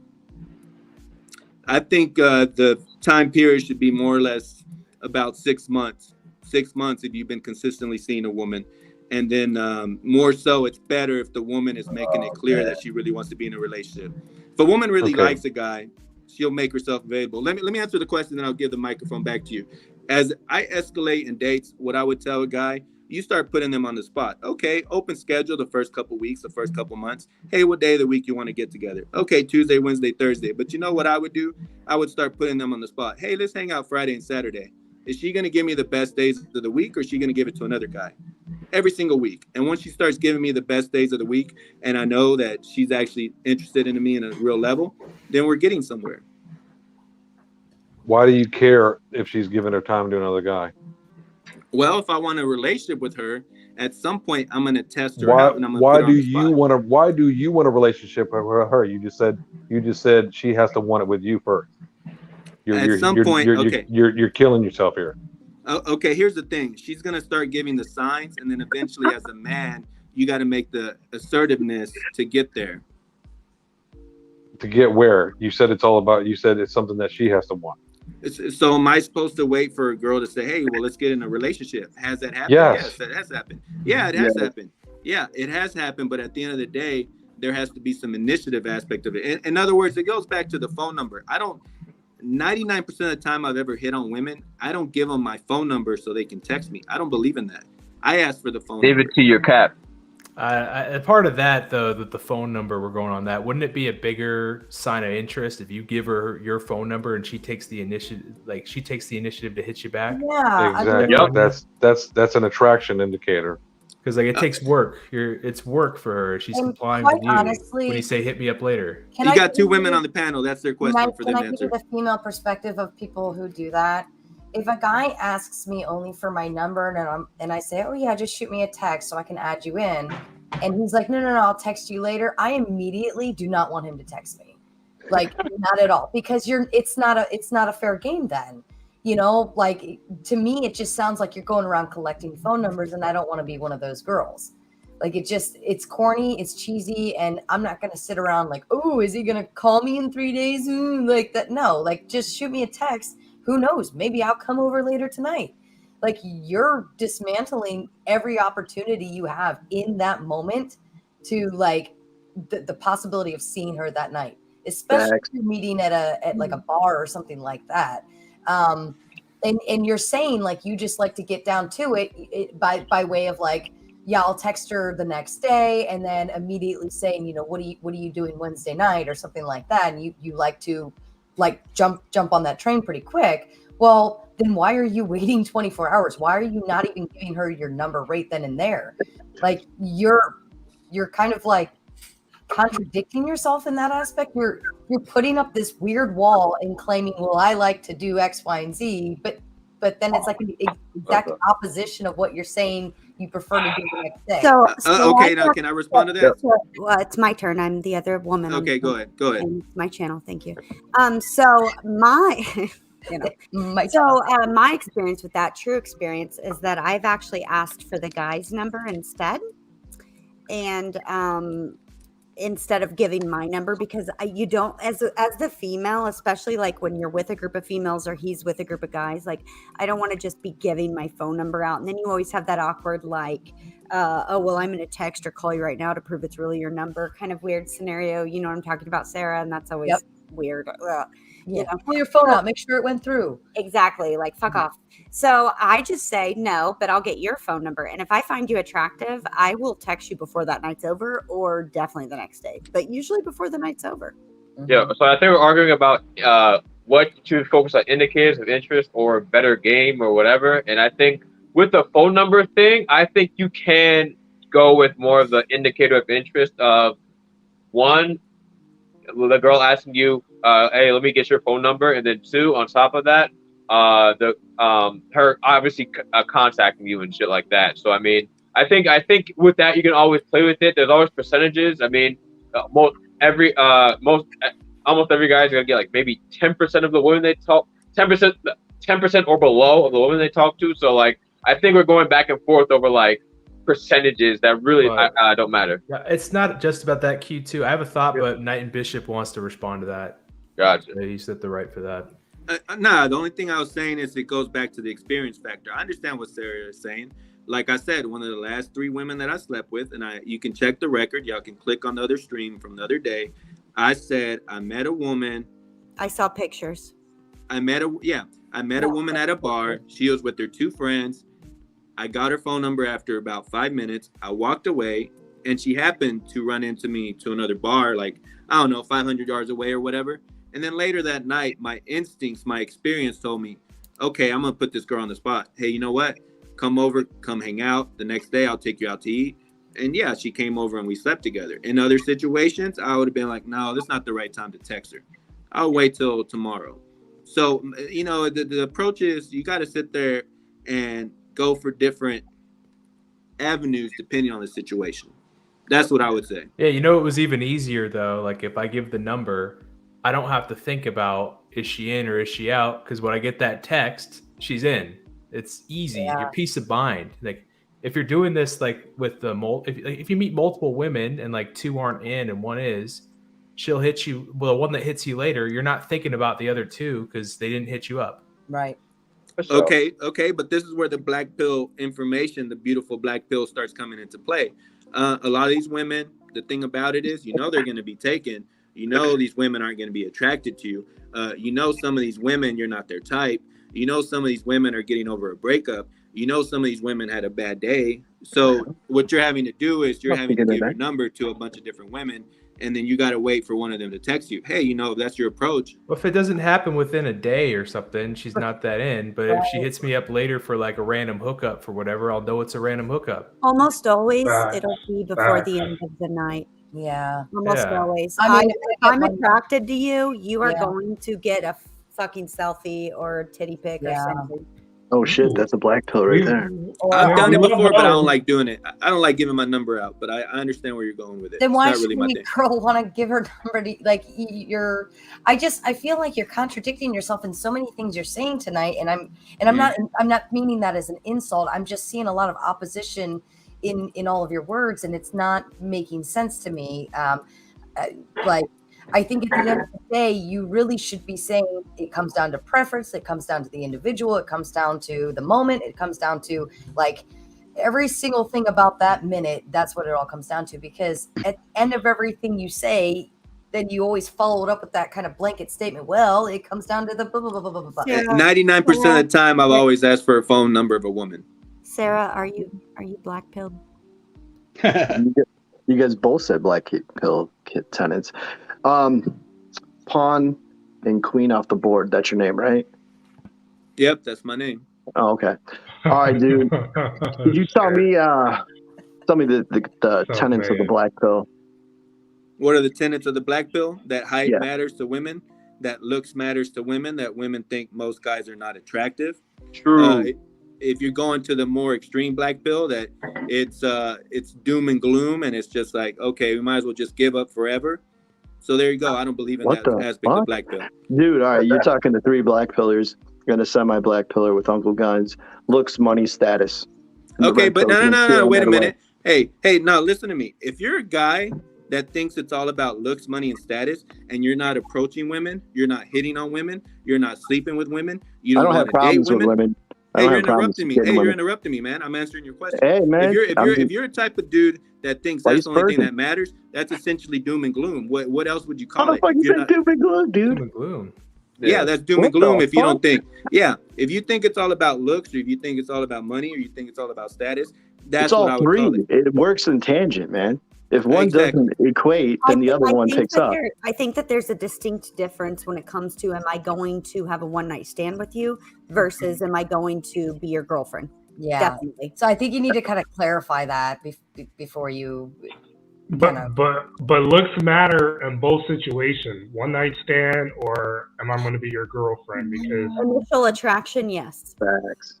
no girl is going to be like, I want to bang some guy that's 600 pounds or, 80 years old, because he's a sweetheart. Like, it's just not going to happen.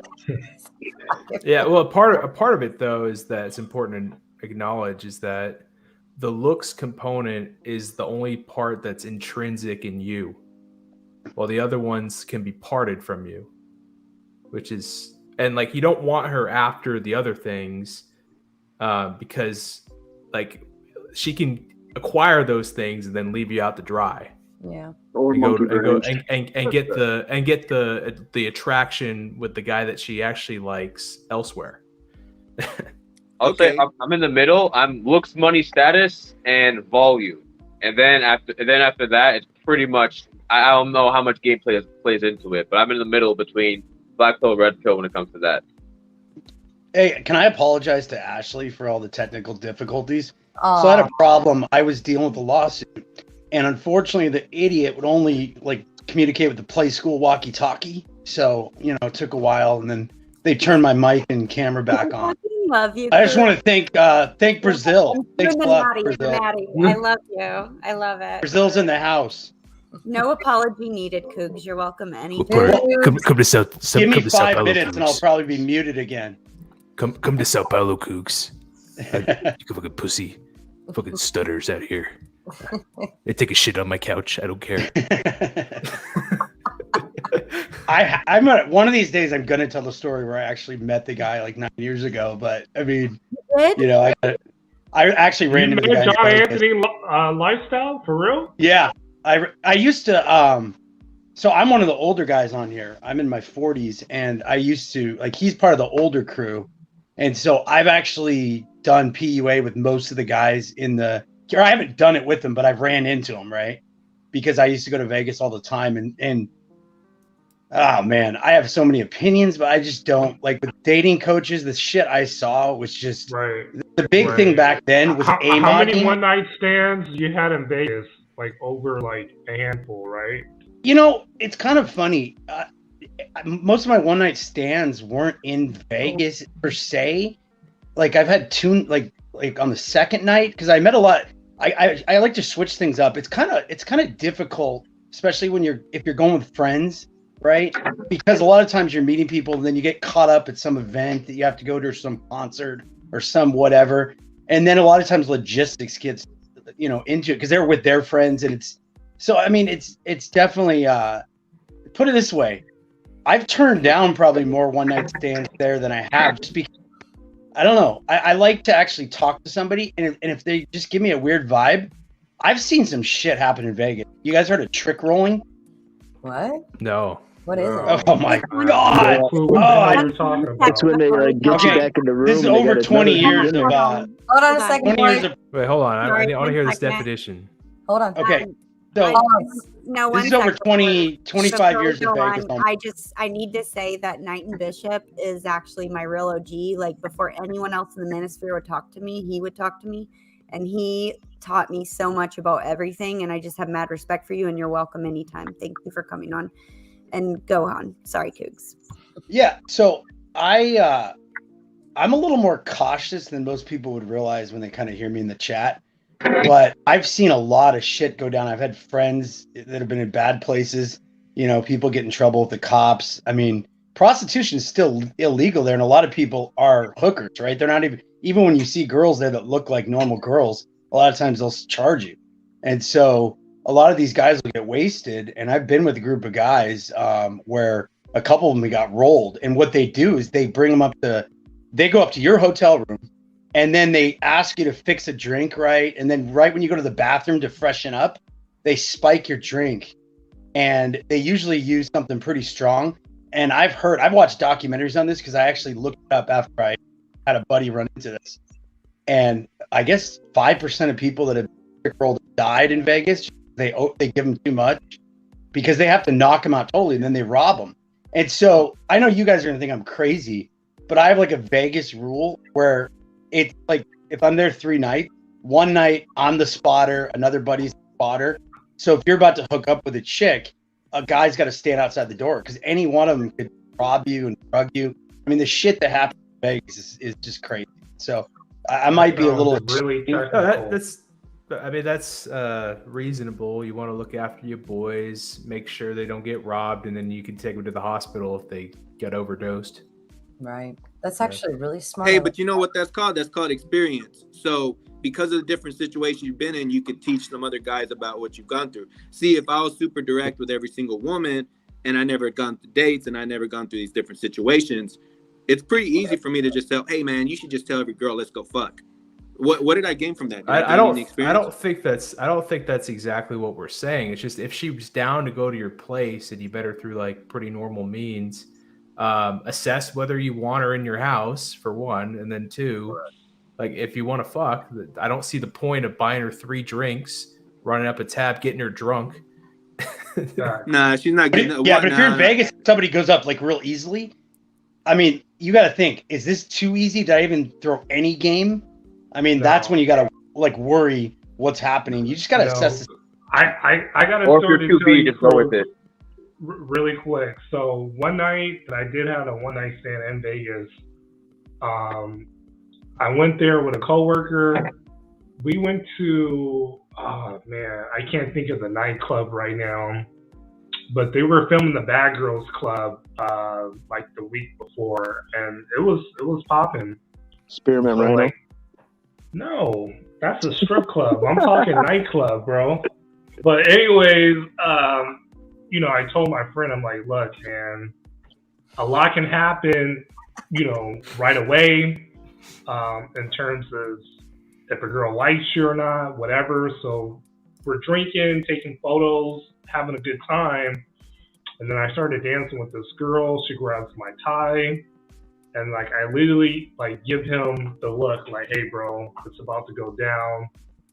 I will be back. Stay right here. Don't go nowhere. Sure enough, went to her hotel room, did what I needed to do, and then we came back to the club. And, you know, life was good. So I think it's all about understanding the situation, your surroundings. But if you have someone to back you up in whatever you're doing, you're pretty much golden. At least from my experience. Totally. I mean, yeah, I'm telling you guys, though, the black pill is not a new phenomenon, and I've wanted to say this for a long time. I remember 20 years ago, I had a friend that was probably the first black pillar that was certified. Literally, we'd go out, and all he'd do when I was about to approach, dude, she's way out of your league. Go take a look at yourself. That chick's like one of the hottest chicks in the whole bar. You can't do that. And literally, it was every time we went somewhere, he'd grab me and say, stop. Dude, she's like a 9. Well, you can't approach a 9. I think he was projecting his own insecurity. Well, you want to know what happens, Ashley, when you prove a black pill wrong? Because a lot of times he screwed up my game, and I ended up talking myself out of it. Because when you have a buddy that gets in your head, you're not going to approach well. And a lot of times I agree with the 3-second rule, because I learned on the mystery method. You know, the 3-second rule is one thing I learned about that program. Because when you go up quick, you're not going to get in your own head. But when you have some guy telling you you're not good enough. But one time I just said, you know what, fuck you. And I went up to that chick and we ended up dating for a while. And, you know, long story, but he just didn't say anything though. I was like, so explain how that worked. Let me ask you, what are your stats in terms of like your height and weight? I knew QB was going to ask that. Can you? I'm almost 6. I'm almost 6. What's that? After you respond to that, can Q2 have a moment to jump in here? Sure. Thank you. Yeah, so I'm almost 6'3", and I'm about 210. Come on, dog. Okay. No wonder. Yeah. I mean, Yeah, again.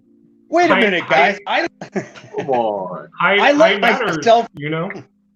I let myself gain like 50 pounds one year, and then I still approached, and it was harder, but I still overcame it. I'm telling you guys, from my experience, the black pill is real as fuck on Tinder.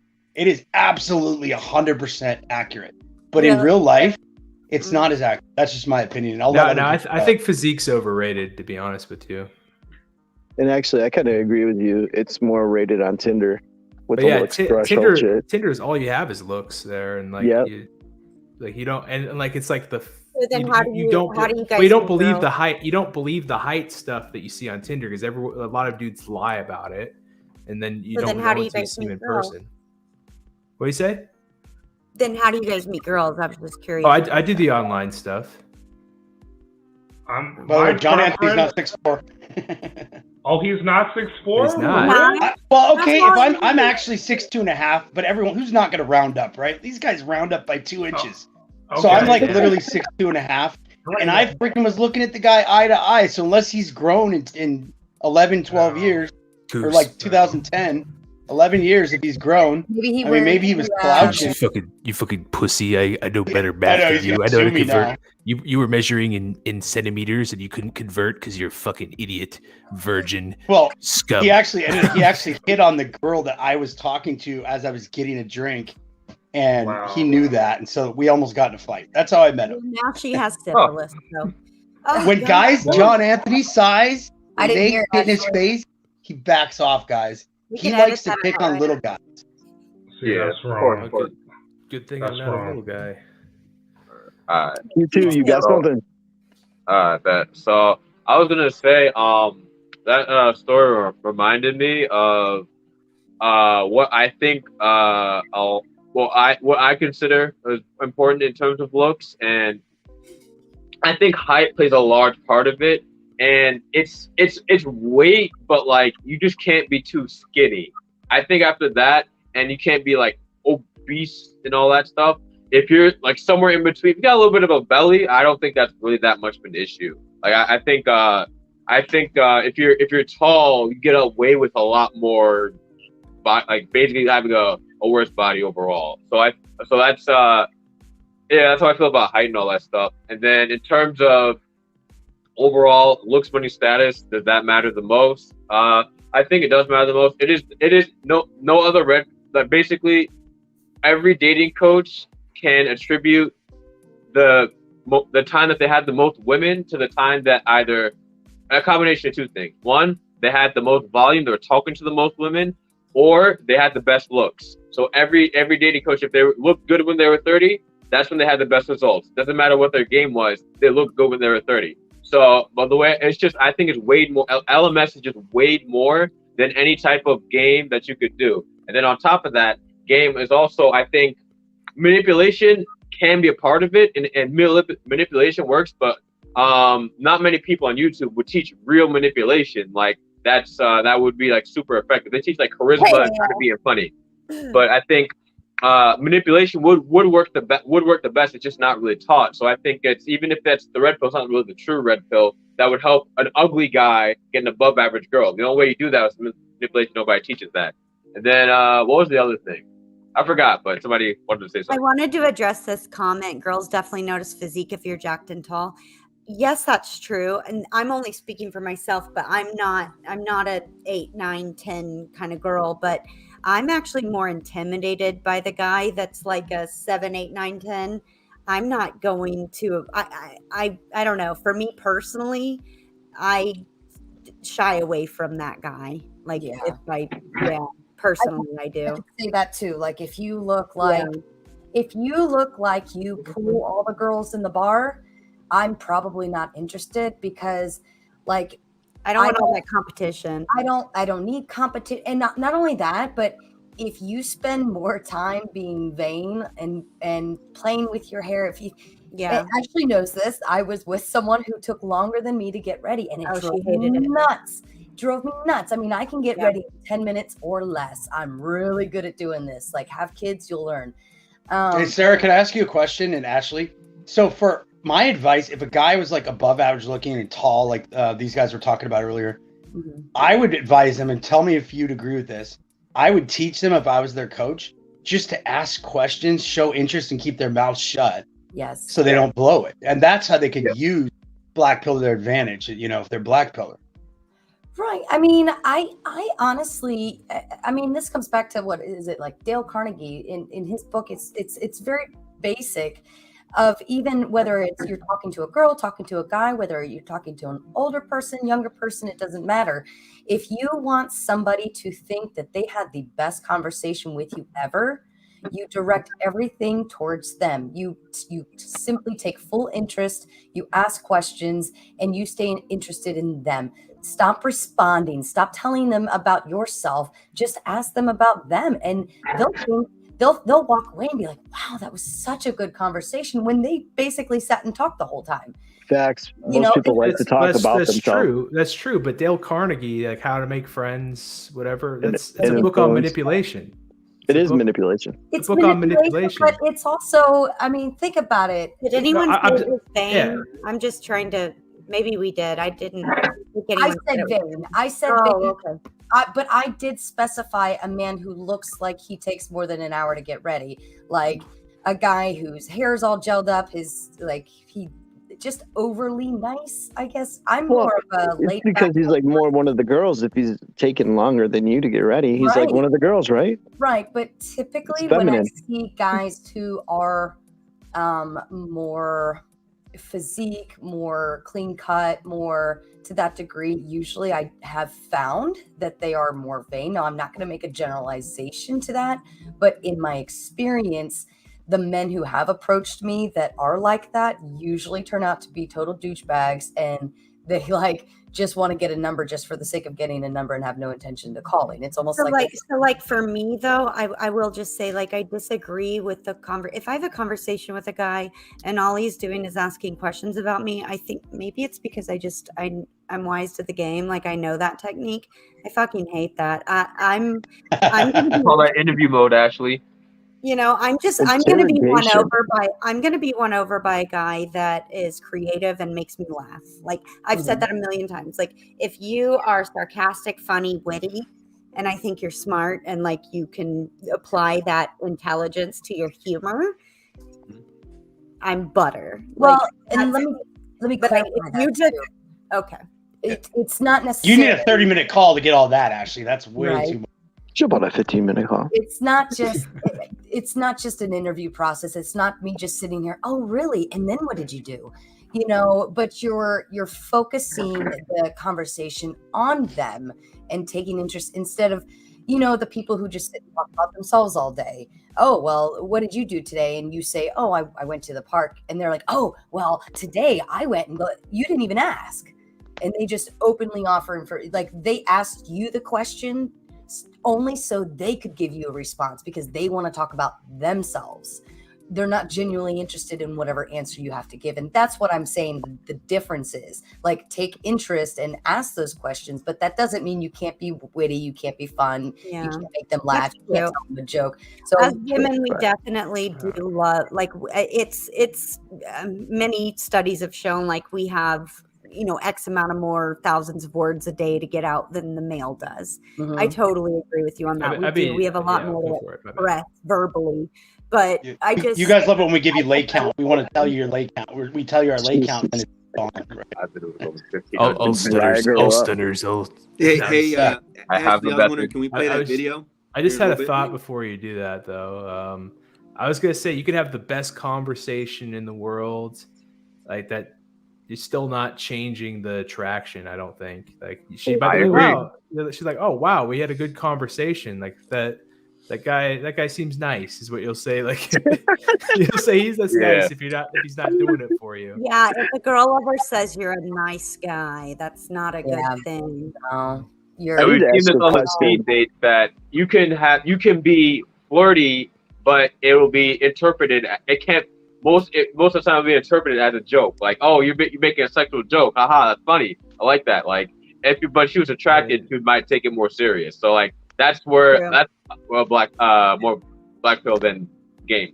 But I another part I'm of it in is almost between. I think I'm in between the black pill and the red pill too. Honestly, like Q2. Another part of it, it's like almost disrespectful in the way, like it's like, oh, this guy thinks he can do this to me. Yeah. And like at that point, you're like, nah, she's not in, so I'm out. Hey, Uncle Can I ask you Guns. guys a question though about the black pill? So I mean, I guess I'm a hybrid, but here's where I get confused on it, because if looks is everything, then how not come everything. Okay, but well, hear me out though. What if I'm out and let's say on a black pill scale, I meet 3 girls that night, right? We all have great conversations, but I really like the 7 and the others are 2 9s. Does that make any sense? Because I really like the personality. If black pill's real, why would I be really into the 7? I mean, that happens all the time. It's your preference, man. That's your preference. Like, if you preference that girl, then that's what you like. Then that's what you like. And it's really good. And like earlier, what you were saying about social circle, you had like a black pill friend that you thought was black pilled. But I mean, dude, guys are kind of dumb.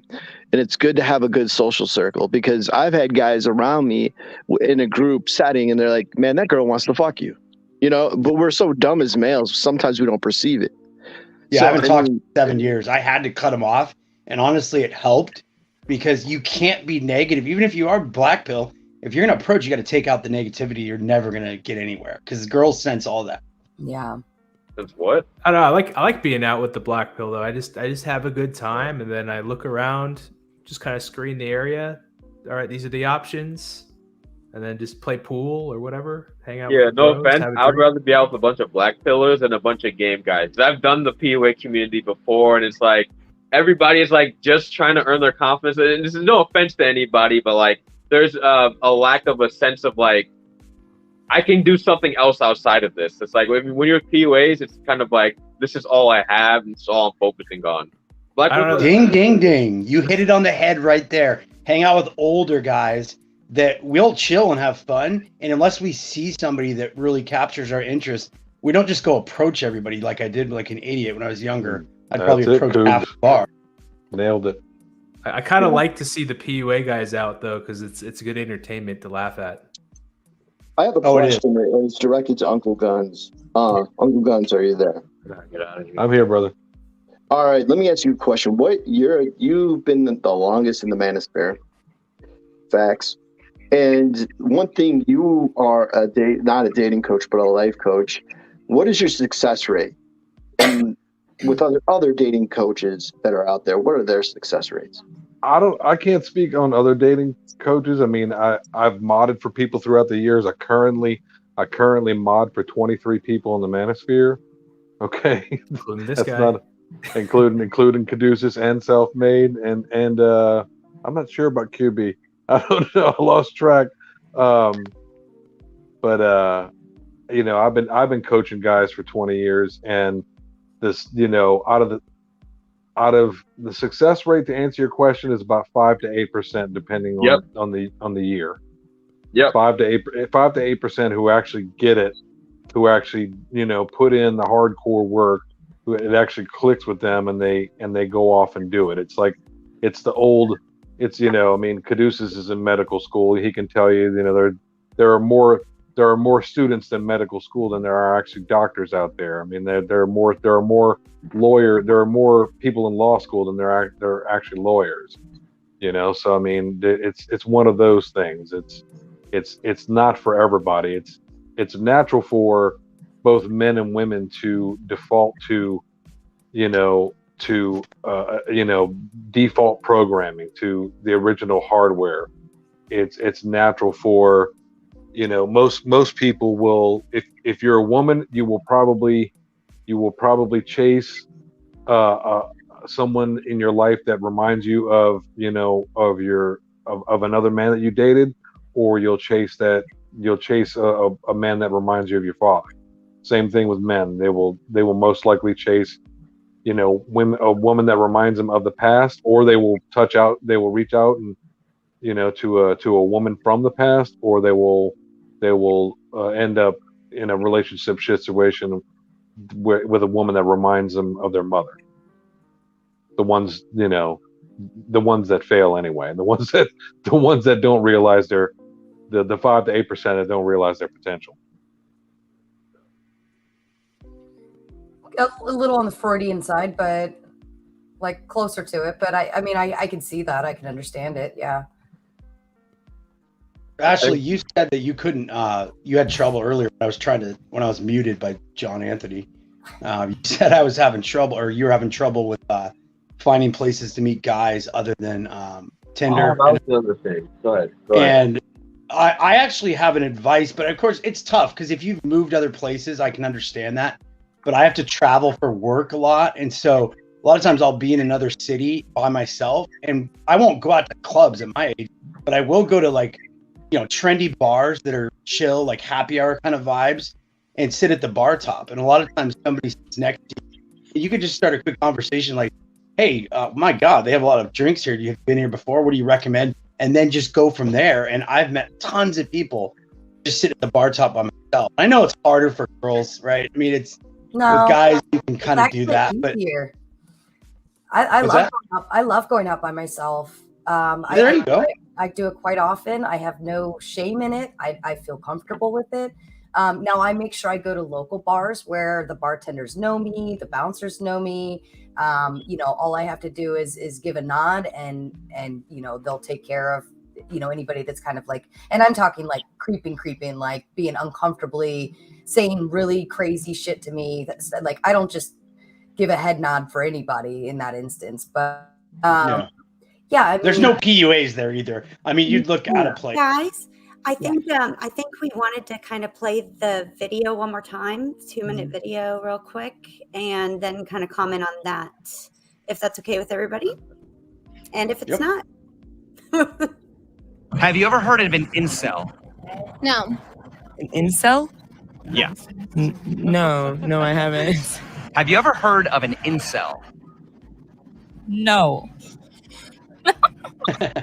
In today's society, if a man goes up to a woman and asks her for her number or Snapchat, he's looked at as like a creep and a pervert. But if a woman goes up to a man, it's 100% okay, which is not okay to me. There are vast numbers of women who are very happy to exploit their attractiveness, whether it's in getting a well-off partner or going on page 3 or whatever else. Women exploit their attractiveness. Women objectify themselves. Why would men want to approach women today when they no longer have to worry about just being rejected, but also have to worry about being accused of harassment? Y'all want to project toxic masculinity off onto me? What about toxic femininity? So is it a case of women being too sensitive sometimes? Would you ever see an argument for that? So then you automatically go through this thing where hurt turns to hate. You project that onto them, and then you tell yourself, all men do this. It would be really great if we could stop saying that it is a woman's fault that objectifies her because she wears makeup and dresses attractively. And there are women complaining about things like someone on the construction site saying, get your boobs out. I mean, what do we have to do? Go behind every woman with a fainting couch so that they, you only get strong in this life by meeting challenges. And if women are going to sort of pass out with shock at things like that, they're going to remain children. When I look around at what's going on social media, I just see a bunch of whiners and complainers as opposed to people actually actively trying to figure shit out. Stop whining and complaining about women's behavior. Finally understand that men actually have to budget women in their. This is the reason why a lot of men are single, because if I buy a steak dinner and for me it's $40-some, I've been doing that a lot. Now I got to buy double that each time. And imagine if she's ungrateful. Imagine if she's rude. Imagine if she's just using you. Imagine if every date you're going on just ends up being a failure. Because you know what? Men are catching on. Y'all scam men for free dates. Y'all scam men for money. Y'all scam men in general. Hell no. I know women that I didn't spend $5 on their ass that other motherfuckers spent hundreds, if not thousands of dollars on. I know a lot of y'all don't want to accept it. Your place on the female, whatever they call it, totem pole. All right. I just like that. That one dude that said no one ever goes and asks for a number.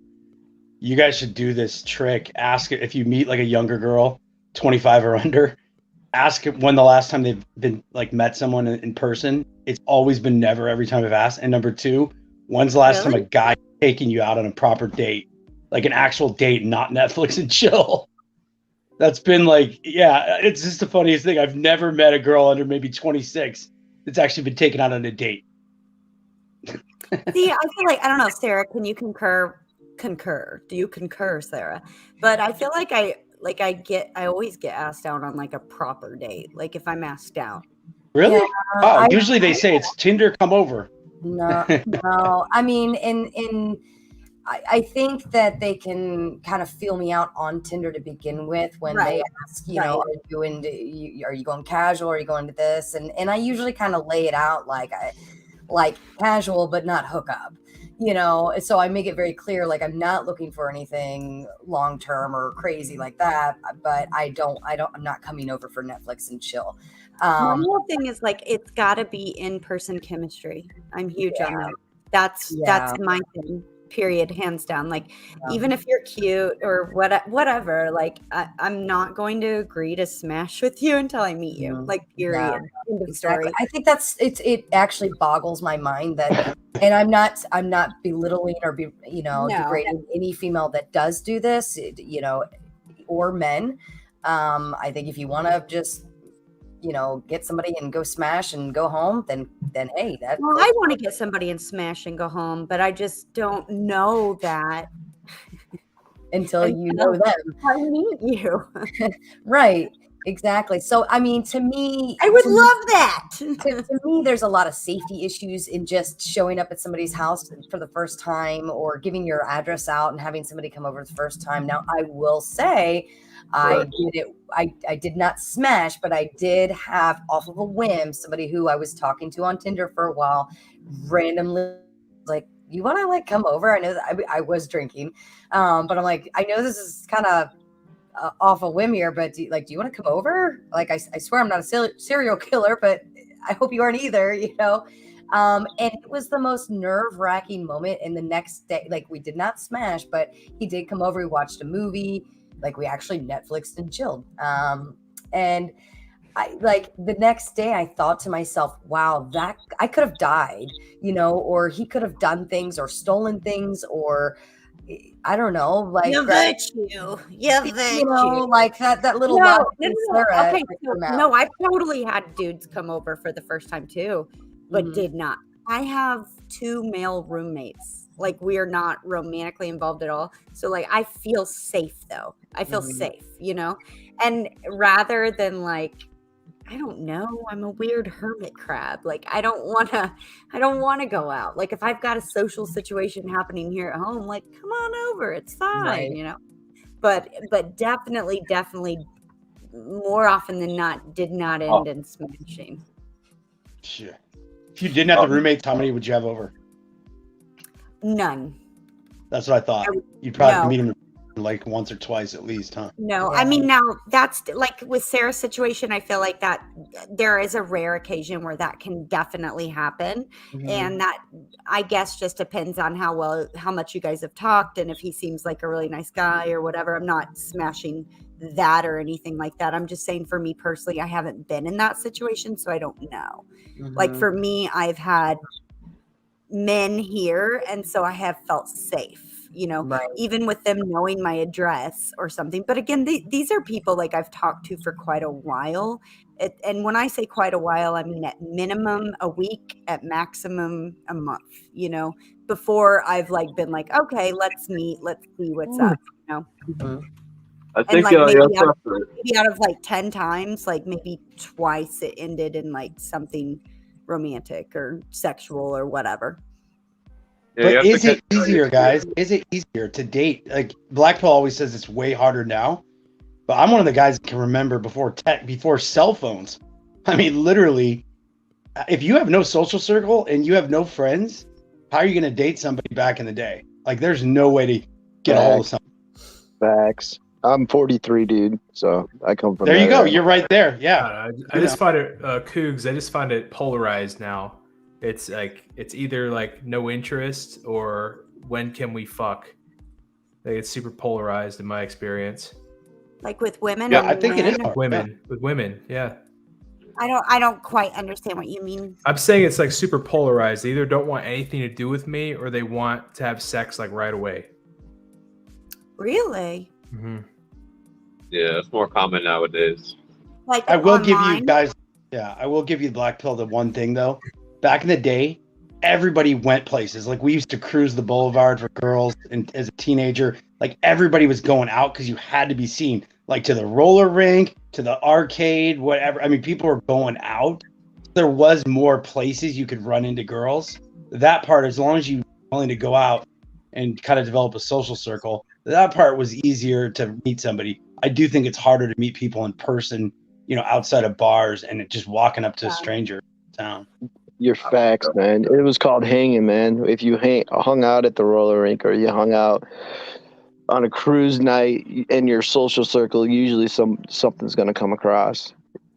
Totally It's mostly about it's like everything is online, and kids still go to the mall, go to this, but like as an adult, they would say, well, no, you have your friends, stick with your friends, and probably hang out inside or something like that. It's not really about like cruising for the opposite sex. Sounds very crass to me just because of my age. How old are you? Well, you've seen Stranger Things, right? That movie, that show is cruising. We're like hanging out with our cars and shit, dude. It wasn't like we were like cruising. There was no internet. If you were aggressive, you got out of the car and into the girl's car. I mean, that's literally how I learned to approach women, was finally like talking to some girls and they were driving and parking, and it was crazy. Generational. You know, I don't think they understand what we meant by like cruising. They think they're cruising for like. They're thinking like the 1950s, like the fucking. But that was a real thing. I mean, the only thing like technology we had was a fucking pager. It was illegal in the 90s in most places, but like there was a couple areas you could do it in some cities. So it wasn't as big as probably the 50s when everybody cruised, but every city had like one place you could cruise back in the 90s. And it was oh my God, it was amazing because you got to meet girls from other high schools. And I was probably a black pillar in high school. Like I literally hated high school. So I was like, wow, I'm doing well in these other girls. You know, I don't have to worry about bullies or anything. And I wasn't a Well, tall, big guy in high school. I didn't grow I was a teenager in the early 2000s, and I lived in a very small town in Oklahoma, like 4 hours in every direction to any major city. And we cruised, and then we all met in the parking lot, and like, I don't know, everybody's cars were parked around each other, and we were just hanging out and meeting people from other schools. They need to start that trend again. One of you guys needs to start that trend. I miss those days. Miss the good old days. I do It would because be it's really weird like on me after if the I went crash, through man. After the crash, sorry, Ashley. After the crash, the Coof crash, man, everything is a disconnect with everyone. And if any of the other guys have anything to say about that and what they've seen, because ever since this, now it's all online. It's all like Tinder based. It's not live in person anymore. I do better live in person, as opposed to like over the internet. Because you can read a text and you read the text, you don't hear the subtext to that text. You don't hear the tonality in that text. So it's like there's a lot that the millennials and the newer generation are missing out on that we had, and it was probably a little bit better. I had a question for Skadoosh. You said that it's either, what did you say about women when you meet them? It's either like a hard yes or a hard no. It's like really no like nuance. Is this meeting in person or is this online? That's what I didn't understand. Both. Because like the reality of it though is like the online stuff's always there, even if you meet her in person. Like she has a phone, she looks at stuff. She's got social media. So like when you meet a girl online and then when it happens in person, like has that ever been like, it seemed like online it was going to be like and then in person it was not? Well, to be real, I don't really talk too much online. I usually just set up meeting and then see where it goes from there. So just like immediately try to take it to the physical realm. Well, because like exactly, like I don't really want to talk to someone and like hear about all their stories without it being in person when we can feel each other out in person. I'm not going to invest much if I don't even know if I like the chick. Right. No. Well, some of us actually have another problem that John Anthony has a way around, and it's the one area that I've been tempted to use. But when you're 39 years old and that clock ticks 40, that algorithm on Tinder starts 18 to 39, and there's a lot of people that can't see you, and so there's a lot of guys, and I may have done it a couple times, right, when I snuck that algorithm back to 39. It sucks. I'm not embarrassed about how old I am. No. I just want to be seen. Yeah. I wouldn't actually, now that I actually know what I know about online dating apps, especially Tinder and the way that they skew it and the way that they fuck you guys over, I wouldn't judge that at all either. Yeah. Yeah. And part of it though is that like they screw you at times where they just don't show your profile because it comes in waves. Like you might have a day where you get like 6 matches and then you have like nothing for a bit. Like it comes in waves, which shows that show how often they show your profile. Because like when I was on Tinder and I'm 36, I'm not like a supermodel by any fucking means. And you're my supermodel, Ashley. Thank you, Kate, too. But it was like swipe, swipe, swipe, match, match, match. Honestly, it was almost not every single person, but like I could easily be on Tinder for 20-30 minutes and have 10 to 20 matches. What are you gonna do in 4 years though when you want the 22-year-olds still, because that you'll be hidden to the 22-year-olds? Yep. I don't know. I haven't been on Tinder in a few months now. I don't know. It's true. I mean, I'm glad you brought that up because I'm legitimately hardcore against dating apps now, and I haven't been on any in at least 3 months, at least maybe 4. Congrats. I mean, I really. Dude. When you're too busy with lawsuits. If you hit 40 and you're on Tinder, they push your they hide your profile. You have to put 39 to even be seen. And it's like a real big ageism thing on there. And who's the one that spends the most money on there? Men. They're the ones spending more money on that app than women. I never spent a dime on it. Yeah, and another aspect of it is that the younger women, they usually don't set their age range super wide. Like Tinder Gold's also more if you're over The 30. younger women. God. Yeah. But I was about they to say won't- mine was like 20 to 52. I'm talking like someone who's like 18 to Yeah. 20, 23 maybe. Like they'll maybe go up to like 30. I don't know. Well, here's an interesting thing. Ask Caduceus about how many other ones he's been kicked off of, banned from. I've been kicked off of Bumble and Hinge, and I think my suspicion is that I maybe You dropped a ghosted dick one. pic. My suspicion is someone that I hooked up with and then I didn't talk to anymore after it fizzled out, and then she got upset and reported the account. That's my guess. Girls, how easy is reporting though? Like that shouldn't really happen. It's guilty until proven innocent on these apps, and like you don't even get to know why you were kicked off. Is another part of it. So it's about the number of reports or the types of reports. I think they just report it, and then it auto bans you at a point, and then they have a person review it, and the person isn't getting paid crap, so they just confirm it.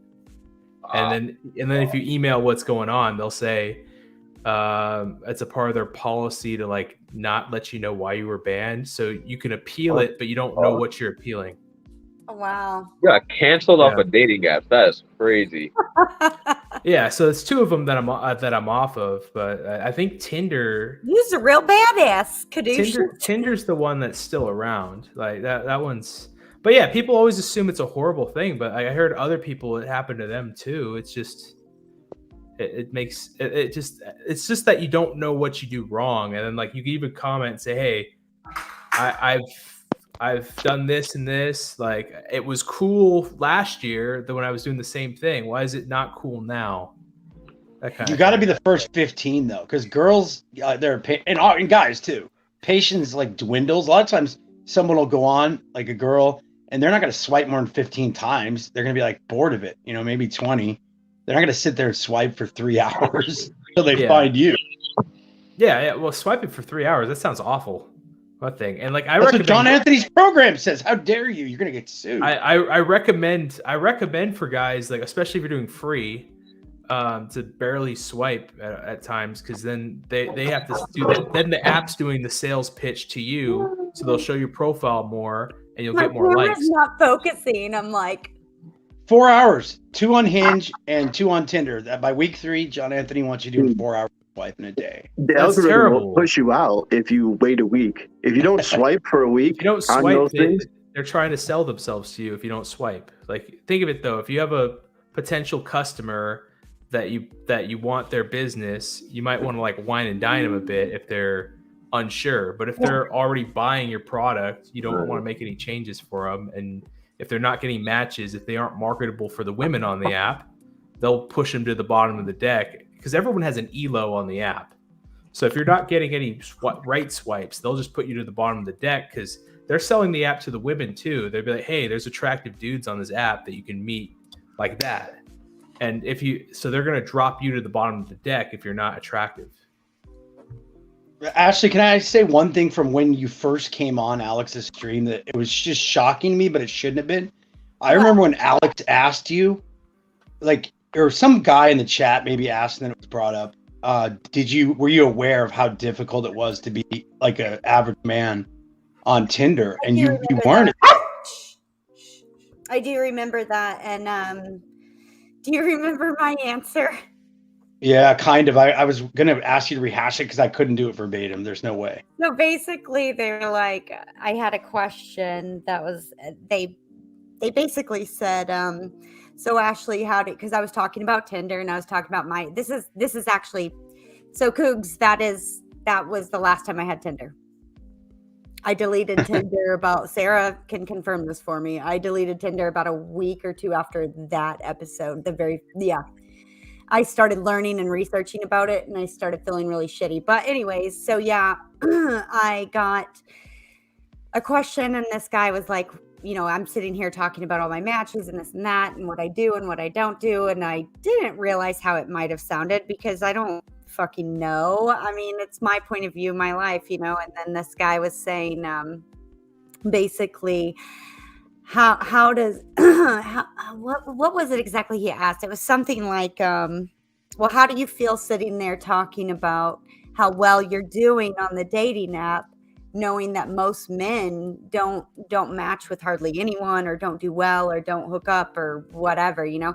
And I believe that, like, at first, like, it sounded like I was being sarcastic, and I really wasn't, but I said, well, I mean, I'm really sorry, man. Like, I'm really sorry about that.